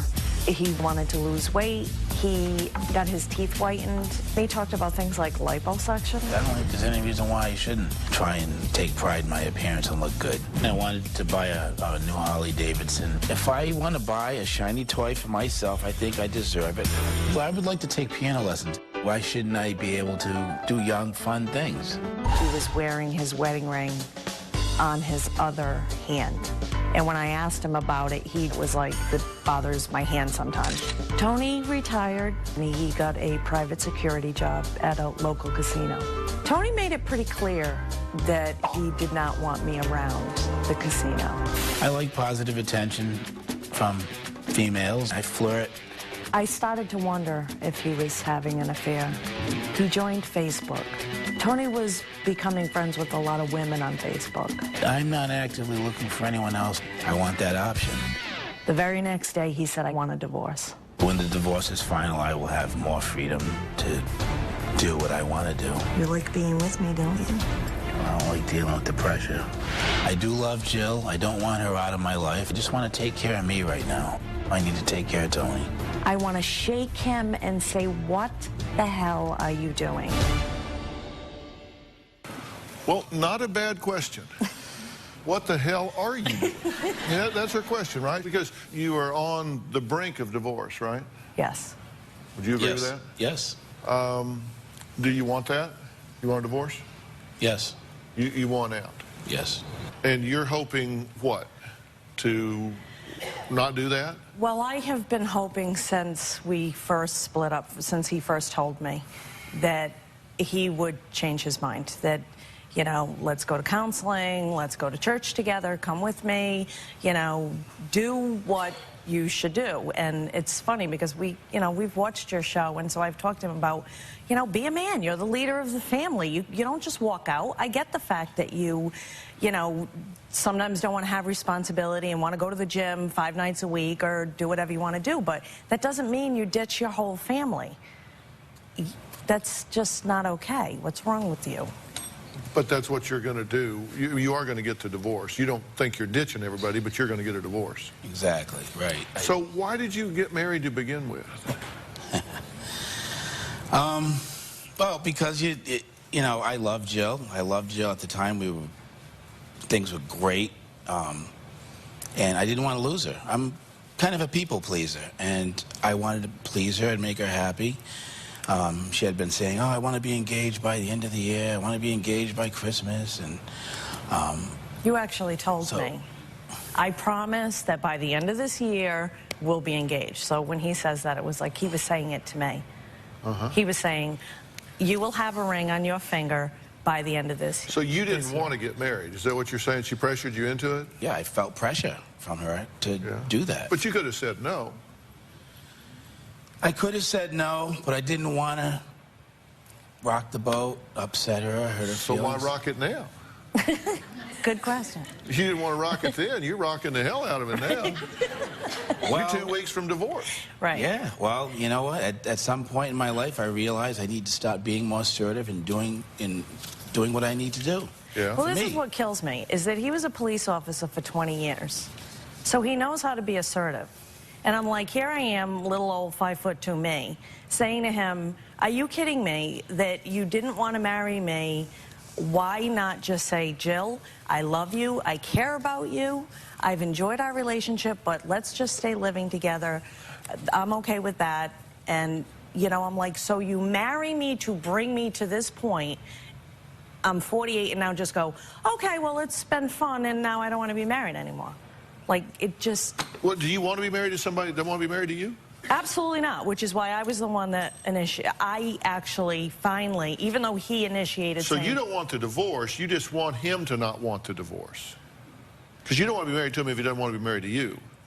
No, yeah, I don't want to. I would like him to say, you know, something, and to me, I feel like it's more of a spiritual thing that, you know, say, I'm going to do what I need to do as a husband. I did make that commitment, and I'm going to follow through.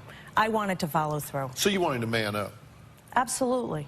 And I love when you say that, and I've said that to him a million times. Be a man, you have a family. Okay, well, here's what he has said to us about this. He doesn't want to be married because you got to check in with your spouse and you got to provide financially. He doesn't like the responsibility of another person's happiness. He said, I don't want to be accountable to anybody. You're pressured to spend time with your spouse. You don't have freedom to go do what you want, to go hang out with your friends and go bowling. And you get looked at strangely when you're married and you're flirting with other women. Yeah. Yeah. So it's just this. You want to go run and play. You just want to go date around and have a good time. No. I'm not saying that's wrong. I'm just saying this timing's not good. But that's what you're saying. You don't want people looking at you funny if you're flirting with other women. No, I just feel, not that I want to go running around and dating, but I just feel that I want to be in a relationship, an in a committed relationship, because I want to be in it, not because everyone says you have to be in it, or well, you did this, or you made your bed, so you know. I don't believe you have to be married to have a good relationship with someone. But right at this point in my life, I need to take that. Something about marriage has some underlying pressure, that word marriage, the paper. You know, when you get married, right? You get married, we get married by someone religious in a church or by a priest or... But when you get divorced, you go to court. Yeah. So, that's because the church doesn't want you to get divorced. Right. So you have to go somewhere else to get that done. I didn't go to it, well... We'll still be married. No, we went away by ourselves to the Bahamas because, you know, it was simple that way. You think he's having a midlife crisis? Well, after he retired from the police department, he definitely changed. And that was only a year after we got married. So, you know, I was just trying to be understanding. Okay, well, maybe it's just he's lost this sense of identity, because I still have a career. I'm a teacher. And, you know, so I have a strong sense of who I am. Are you having a midlife crisis? I mean, are you like in kind of a second adolescence or something? I understand why people may say that. Well, she says you got a job at a casino, you mingled with women and guys until like 3 in the morning. You stopped going out with your wife then. You started wearing your wedding ring on your right hand. And you started worrying about your appearance. Said you wanted to get your teeth whitened and liposuction, and you wanted to buy a Harley, and you wanted to get a boat, take a cruise. Yeah. Yeah. Piano lessons. So he's going to become a Renaissance man. Well, you know... I'm not saying that's bad, but I mean, but you can't share that with her. But you know what's funny about this is, wait a minute. What's funny about this is that I'm 48. My children are grown. I make as much, if not more, than he does. So all this that he had said before, that being financially responsible to the other person, not being able to go out. We met at a health club. Okay, you were in a bowling league. I never stopped him from doing any of that stuff. I never did. And I almost wonder sometimes, it's like, you know, I think I was too easy. You know how you say, you know, you teach people how to treat you. I was like, you want to go? Go. Have a good time. I don't care, you know. And so he really kind of took it and ran. You know? She didn't stop me from doing that stuff. I but did. it's the guilt. You know, it's the guilt that I feel, you know, the pressure of, oh, you went to the gym, you know, wow, why did you have to stay so long? You do the same thing to me. Go to the gym. It's like, you know, I can do my weight training. I do my half hour to hour of cardio. I do the pool, sauna, jacuzzi. Can't do that in an hour. You do the same thing to me, though, Tony. Every time, if I go to the gym, look, oh, you've been going 3 hours, too. That's because I'm being a little tit for a tat thing. I'm just saying that's what you do to me. I did it to you because you did it to me, so... Yeah, they are definitely married. It's like I want. We got to take a break, and the bad news is when we come back, your mother-in-law has a few choice words for you. We're going to hear what they are next. We'll be right back.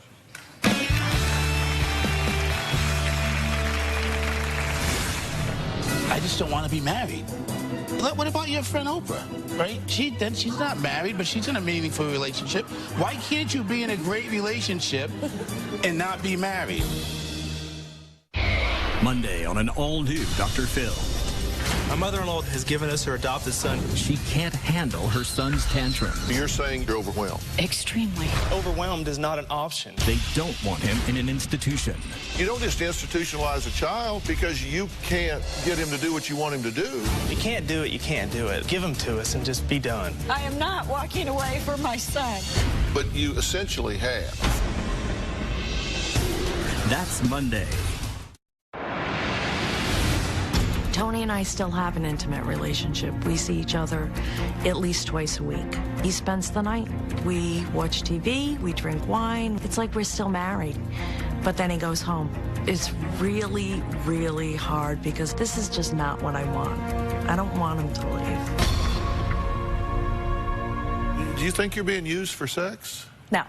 No, I like being with him. We like to be together. We have a great time together. I'm not do. getting divorced because there's a problem. She's a wonderful, amazing woman. She's the best relationship I've ever had in my life. But I just don't want to be married. Hey, what about your friend Oprah? Right? She's not married, but she's in a meaningful relationship. Why can't you be in a great relationship and not be married? Why do you have to be married? Seriously. You'll have to ask her that. You can get me on her show and I'll ask her myself. Yeah. Jill says her parents are not happy. Take a look. No. My relationship with Tony has caused problems with my family. My mom has told me that I was crazy for seeing Tony. She thinks that I'm making a mistake. My parents said to me many times that Tony's just using me. Why buy the cow if you can get the milk for free? They have made it very clear to me that they want nothing to do with him. If they think that I should forget about him, you made a mistake. You need to move on. All right, well, Jill's mother didn't want to participate in the show because she didn't want to speak to you directly. But she did have this to say. She said, quote, "I'm not happy with what's going on. I think Tony is using her and he is not welcome in our family anymore. I think Jill should move on with someone who has integrity and honor, which obviously Tony doesn't." If I didn't have integrity, I would just keep going on and not do what I wanted to do and just go along with being married. Yeah. But I came out and said something. A lot of people out there, I'm sure, want to say something, and they don't. Are you seeing other women? No. So you don't have a girlfriend? No. Because you know there's not anybody in America that believes that. Right now. I mean, I'm not saying you do, but because you've said you want to be able to go out and do things. Why aren't you seeing other women? I'm trying to do me right now, take care of me. I don't feel the need to be with someone else. Jill and I have a great time together. So you just want to start dating her instead of being married to her? I don't want to end our relationship. I just want to end the marriage. I don't want to be married. I don't want that label of marriage. And what's the burden of that label? Pressure. Pressure. I don't know. Well, what is it you want to stop I can't put it into doing? words. What is it you want to stop doing? You want to stop going to the same house as her every night? I just want some freedom of choice to choose when and what I want to do, not because society says you're supposed to do this. Look, I'm not trying to talk you into staying married. I don't know if that's what you want me to do or not. No. But I'm just trying to figure out what's really going on here, because there's something you're not saying, because what you do say doesn't all add up to your decision. Because if you didn't like the dynamics of the marriage, you could negotiate that with her. You could say, look, I need more freedom, or I want to have more time to myself. I want us to have some separate lives where you have your friends and I have my friends. And, you know, there were just different things that I want to do. And so I want to negotiate that. That's what you do in a marriage. You negotiate the relationship into something you want. And you say that you love her. You're obviously attracted to her at least twice a week. You're attracted to her, right? Every day, first thing in the morning, he sends me a text. Good morning, sunshine. Have a great day. Love you. XOXO. Every single day. He does that. Every day he texts me or calls me at night to say goodnight. All the time.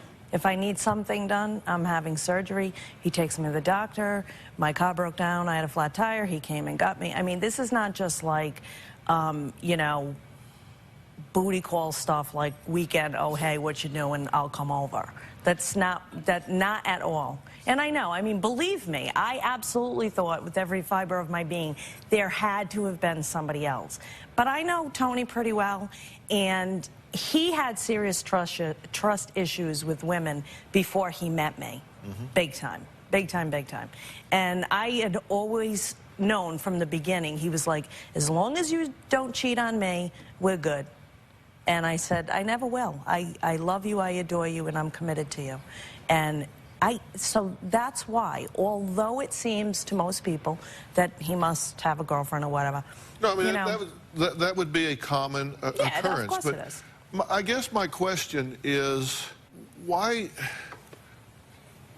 do you want to be with somebody that doesn't want to be with you?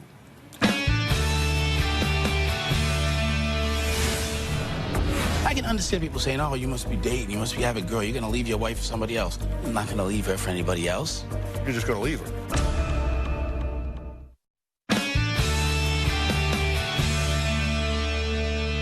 My question is, why do you want to be with somebody that doesn't want to be with you? I don't think, but I don't think it's, honestly, I don't. No, I'm saying being married. You want to be married to somebody that doesn't want to be with you. You know something? Because you know something? I think I made a mistake when I married him because, or at least, had he been honest with me from the beginning, I wouldn't have married him. But I think we'd still have a relationship with each other regardless. If you hadn't married him? Yes, and I didn't think we would have. That's why I asked her to marry me. Because I didn't want to lose her. Right. And she had, over the course of time, talking, whatever, she had said things, oh, well, I don't know if I can, marriage is important to me, her faith is important, I don't know if I can just be with somebody and not be married. I want to be a wife, I want to be married. So that's in the back of my head. But most women do. I think a lot of women do. Well, of course. In the back of my head. But I mean, it wasn't like I was going to have kids with him or anything. He says that he felt pressured into this before. If he came back into it now, it would be because he was pressured into it again. Well, that's why I'm kind of like, I'm sitting back and go, hey, you know what? If this was really kind of like my last effort to figure out what do I need to do for me? Okay, well, let me be very clear about what I think, at least. I think what you need to do is recognize that he doesn't want to be married to you. Right. Now, he may not understand all the reasons why. I mean, he's naming reasons, and those may be the reasons, they may not. But he's saying he felt pressured in this, expected to do it, pressured into it before. And if he came back into it now, it would be under the same circumstance. And the only thing worse than being in a dead-end relationship for 4 years is being in a dead-end relationship for 4 years and 1 day. Right. The sooner you know that this marriage isn't going to work, the better off you are. And he's telling you this isn't going to work. Right. And you need to accept that, because you're not going to change your mind, are you? About being married? Yeah. No. To her? No, I'm not going to. You're going through with this? Yeah, because you can get married again if you want to get married. Yeah, unless she's married to somebody else. What? Unless she's married to somebody else. Right. I would never get married again. Right. Not to him or anybody else. Yeah, you don't No know that. way. Never say never. You No, don't I know wouldn't. that. No, You don't no know that. way. You don't know that. Why bother? I was married for 20 years before. I married him. I was 44. I thought, okay, I'm older, I'm smarter, I have my career, my education, my kids are grown up. Okay, this is the perfect time to do this. Will you date? I've gone out on dates at different times when we weren't speaking, but I wasn't, it was But if somebody calls you and asks you for a date, I've had guys call me and I say no. will you go on a date? No, I mean, you're not no. just going to sit there and let Not him have now. his cake and eat it too, are you? No, because I'm having my cake and eat it too. I am. Okay. I have a great apartment. I have a great apartment. He goes over there. I love where I live. I bought a dog. That's kind of like my companion now. So, you know, it's my dog and me. The general public, people see what they see on the outside. They don't know what we have. They don't know what we're going through. They see what they see. Right. You know what I'm saying? People, I can understand people saying, oh, you must be dating. You must be having a girl. You're going to leave your wife for somebody else. I'm not going to leave her for anybody else. You're just going to leave her. I'm not leaving her. I'm just getting divorced. Well, you're divorcing her. I'm not leaving her. You just want to change the legal status. Exactly. He wants to change the venue, too. I think that having I've had a problem with trust. I've had trust issues growing up. I was in law enforcement for 20 years. I see people who can lie and sneak and fool you and you don't know it. But sometimes people do things for their reason, not to do things to hurt you. I've been hurt before, didn't know it, didn't see it coming. I have trust issues. I just want to not have to be married Do you legally. think you'll grow old with her? Probably, yeah. If you don't talk her out of being close to me and stuff, you know, people want to butt in, and you know, you got haters out there who just don't like what you have because they're both having a good time and they don't like it. Oh, you shouldn't be like that. You should, you know. No, hey, listen, I'm the least judgmental person you ever met. Promise me, if what you do what works. And if that works for you, but she's not happy about it, and she may or may not be around when you want her to be. She was less happy before when she wrote into your show. She's starting to understand more now as time goes on. And I've proven to her that, being nice that to her. It's not like I'm trying to dump her or get rid of her. Yeah. Even through the whole splitting up, he never stopped being kind as far as behavior. Some of the things that he said, of course that hurt me. You know, I don't want to be married, the pressure, but I realized it wasn't just about me. So, am I summarizing this right? You want to cancel the paperwork and have a part-time relationship because you want time for yourself. Right now, I do. Okay, and if she's available later, if you want to upscale that and she's available later, then you would, and if she's not, she won't. Exactly. That's a risk you're willing to take. That's a risk. I've thought about the loss that I have. Like I said, she's the best relationship I've ever had. She's a wonderful, amazing woman. She's done a lot for me, and you know, I don't want to lose her, but I don't want to be married. I need to take a chance and do things for me sometime. And this is what I'm doing for myself. And I'm actually being honest to her and not just going along with this marriage thing because I'm supposed to. And you're going to continue to see him? Well, it's, you know, we talked about that. When the show's over, I'll have a better idea, I guess. Well, I think, you know, your counsel and your, you know, guidance kind of helps. I'm going to add another couple. I'm going to talk to another couple. I'm going to let y'all hear everything that we say there, and then I've got a question for you. And this next story, he blames his wife. Says she's had a 2-year affair and says that's a midlife crisis, so it's flowing the other way. We'll talk to them after the break.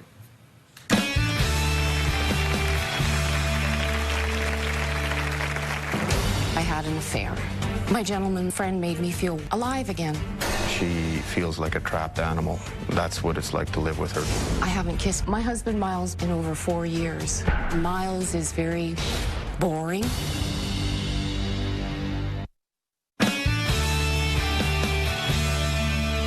My next guest, Miles, blames his wife's 2-year affair on a midlife crisis. My husband, Miles, believes I'm going through a midlife crisis. Turning 50 has really been very scary for me. Her actions are somebody seeking excitement that a 20-year-old would want.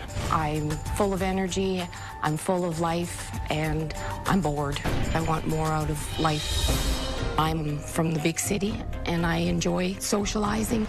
I'm not content just living in a small town. I've never wanted to be a stay-at-home mom. I want a career. I need more excitement. With her 50th birthday come and gone, she is very panicky about achieving goals and more focused on youthful adult activities. Miles just doesn't have a sparkle. Miles is very boring. I had an affair. Miles believes that that was the beginning of my midlife crisis. My gentleman friend made me feel alive again. I lived with my gentleman friend for close to a year. I was devastated. Miles was threatening to take my children away from me, so I had no choice. I had to move back in with Miles. She feels like a trapped animal, pacing around. That's what it's like to live with her. I haven't kissed Miles in over 4 years. Sex can happen, but there's just no intimacy. I'm not in love with Miles. I don't know if I ever have been in love with him. Well, that's pretty frank. Yes, sir. You say you don't know if you've ever been in love with him. That's right. You don't want a divorce. There's been quite a lapse, or quite a duration of time. I think that time's, it's time to go. It's time to leave. You do think it's time to shut it down? I believe so, yeah. Yeah. Is there anything he can do to make you happy at this point? I would love to make things work with Miles, but Miles gets very short with me and wants me just to take some money, take my car and go, and he was threatening court action against me to take my children away. That's why my relationship with my gentleman friend ended, because there's no man that's going to take me from my children. I now have a granddaughter also. I just want some happiness in life, and my age has really hit me hard. I'm wanting more for a career where we live is very isolated. So there's nothing for me. I feel I'm always giving, and he's not giving anything to me, so... But aren't you blaming him for, I mean, you say you don't feel like there's a purpose in your life, et cetera, but you kind of laying all this at his feet. Why is it his job for you to have a purpose in your life? No, it's not his job to have a no. Miles has gone so much. He's quite content being a small town man. That's where he has grown up and lived, where I've lived in the big city, and I would like to know that maybe there's a chance for us to move, to do something, but we have family land, we've got to stay there. It's like, you know, give me something else here to go with. See, here's the thing that I'm trying to impress upon everybody. Relationships are negotiated. I mean, you have to be willing to have some give and take in a relationship. I mean, one person wants one child, another person wants 4. One wants to live in the country, another in the city. Somebody wants a career, another wants to be stay at home. I mean, at some point, everybody has these frictions, and you got to negotiate it. You don't just go have an affair and then quit. I mean, that doesn't work. I mean, there's no way that bringing a third party into a relationship is ever going to make it better. No. I mean, realize that. That's just not going to make it better, not ever, ever, under any theory or circumstance. But when you live with somebody and you're ignored, and when they do come home, you're snapped at for things. The affair, I never thought that would happen. Like you just said, never say never. But there was a spark, there was a friendship that had developed, and it happened. And so then you compare this relationship to that relationship. As you said, the affair made you feel alive, made you feel vital. Well, it's real easy to be charming a couple hours a week. You're not having to share bills and kids and the damn dailies, all of those things. That's why it's not a fair situation and circumstance, because you're comparing apples and oranges. That's kind of a fantasy existence.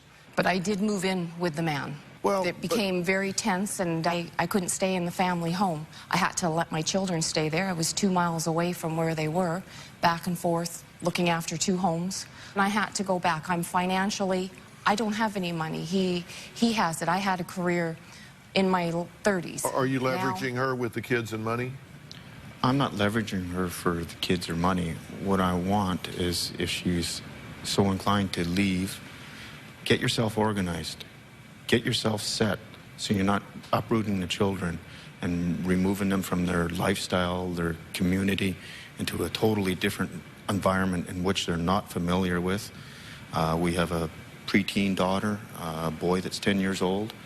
I don't think it's beneficial to them that they be pulled out of their lifestyle. I got to take a quick break. Now, next, Elaine says she has something big that she needs to tell Miles. We'll hear what that is when we come back.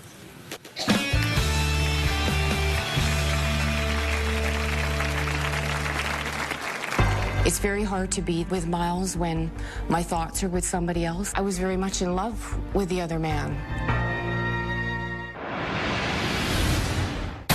Miles and I can argue about the littlest things. Miles likes to throw things back in my face. I'm high maintenance. Your boyfriend dumped you because you're high maintenance. Name calling. Miles has called me a slut, and that just doesn't go well with me.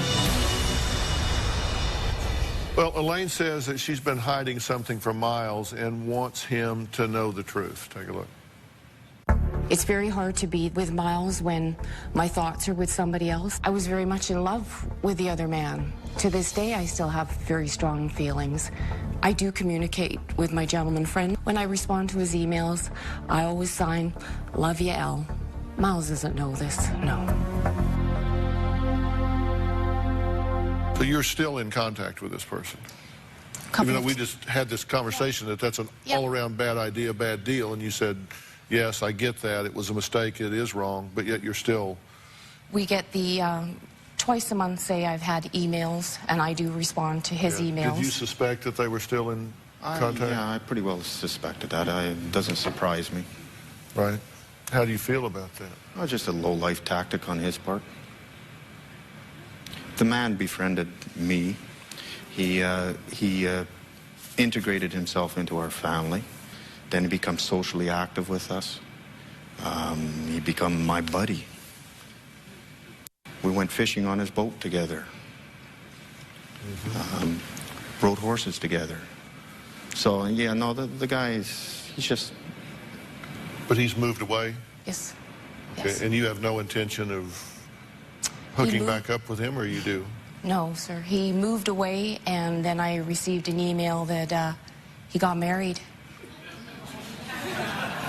Pretty good one, eh? Yeah, he got married, but I don't know.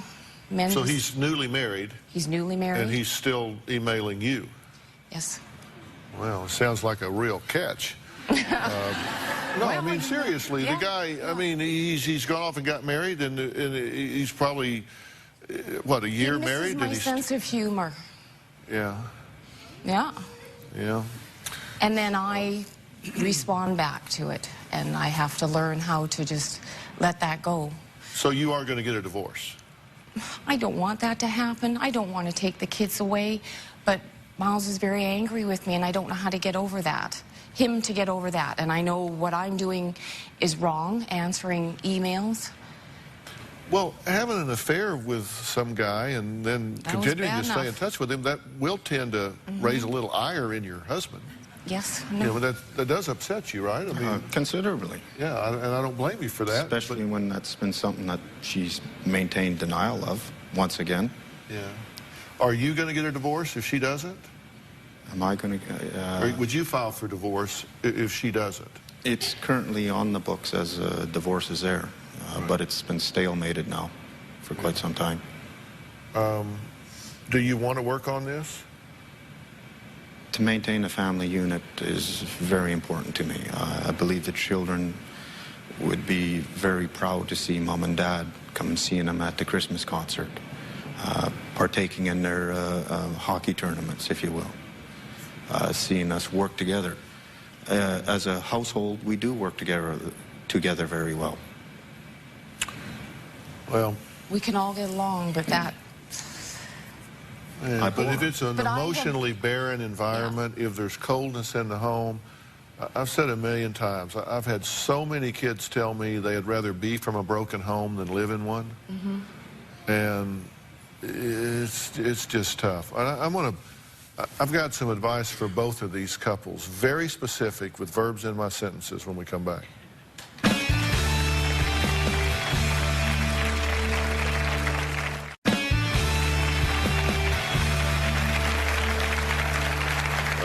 Today we've been talking about midlife crisis, or is it just an excuse, something that we assign to what happens when people have a change of heart.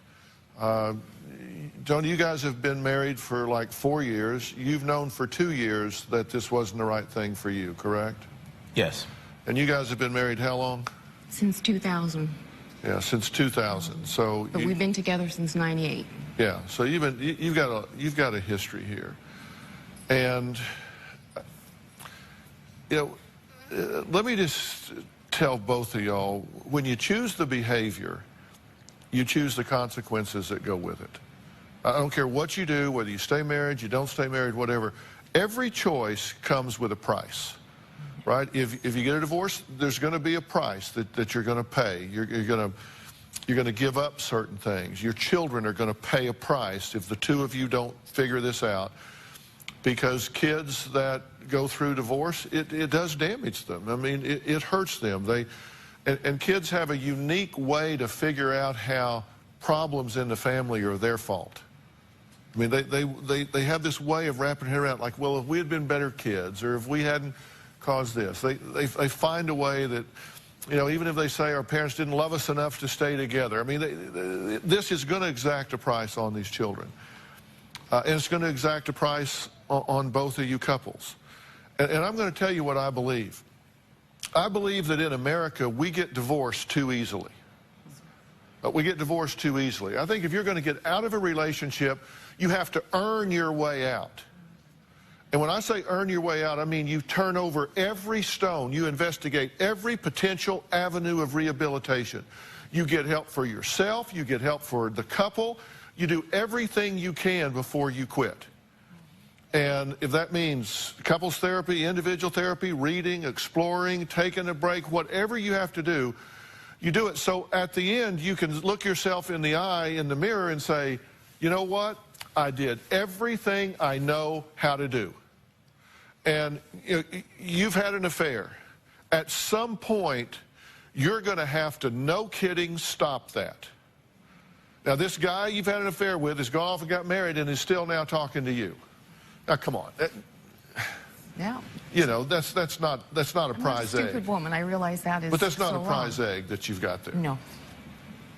Based on that. At some point, you've got to be willing to look your husband in the eye and say, I'm done with that, and I will commit to trying to find some way to rehabilitate our family unit here. That's why I came to see you. And you've got to be willing to say, I am going to find it in my heart. I'm going to choose to forgive this. But he's got to know, if and when he does that, that it's done. It's hard to forgive somebody for stomping on your foot while they're stomping on your foot. You got to at least quit stomping long enough for him to say, okay, that's in the past. Puts us in the past. You got a current email from the guy. So, you know, you can't do that. The thing to do for you may be to get a divorce. It may be, because you just may be at a point where you say, I can't give what I need to give. I'm going to go over here and focus on me for a time. And I don't think you ever invest so much in a relationship that if it fails, you become emotionally bankrupt. You know, that's not good. You two, I can tell you, you two are not ready to get a divorce. Long suffering is not working.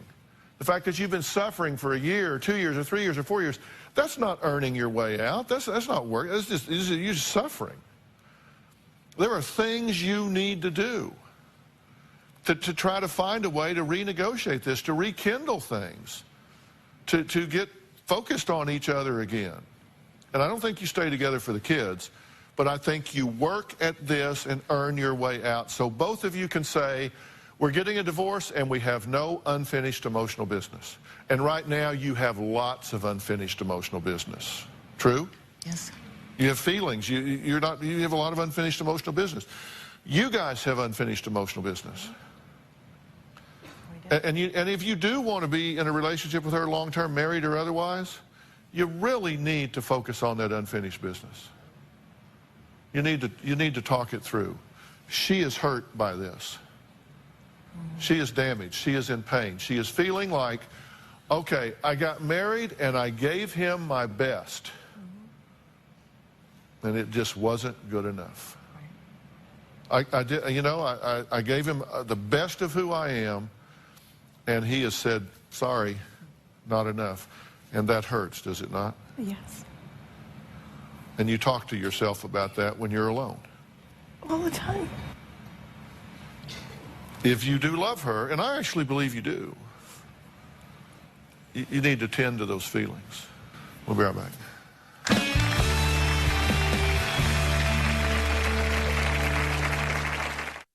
You know, we've been talking today about people just hit a midlife crisis, or do things just change in life? And, you know, I don't know what midlife crisis means. It's just a word. There are a lot of warning signs that most people use to define it. I'm going to put those on drphil.com. You can look at them and grade your own paper and see if you're in a midlife crisis. If you are, you know, maybe it's hormonal, maybe it's emotional, maybe it's circumstantial, maybe you're changing inside. But when we make commitments in our life, we need to take them seriously. And I'm glad we've talked about that today. It was two couples in very different situations. Thanks for being here today. So.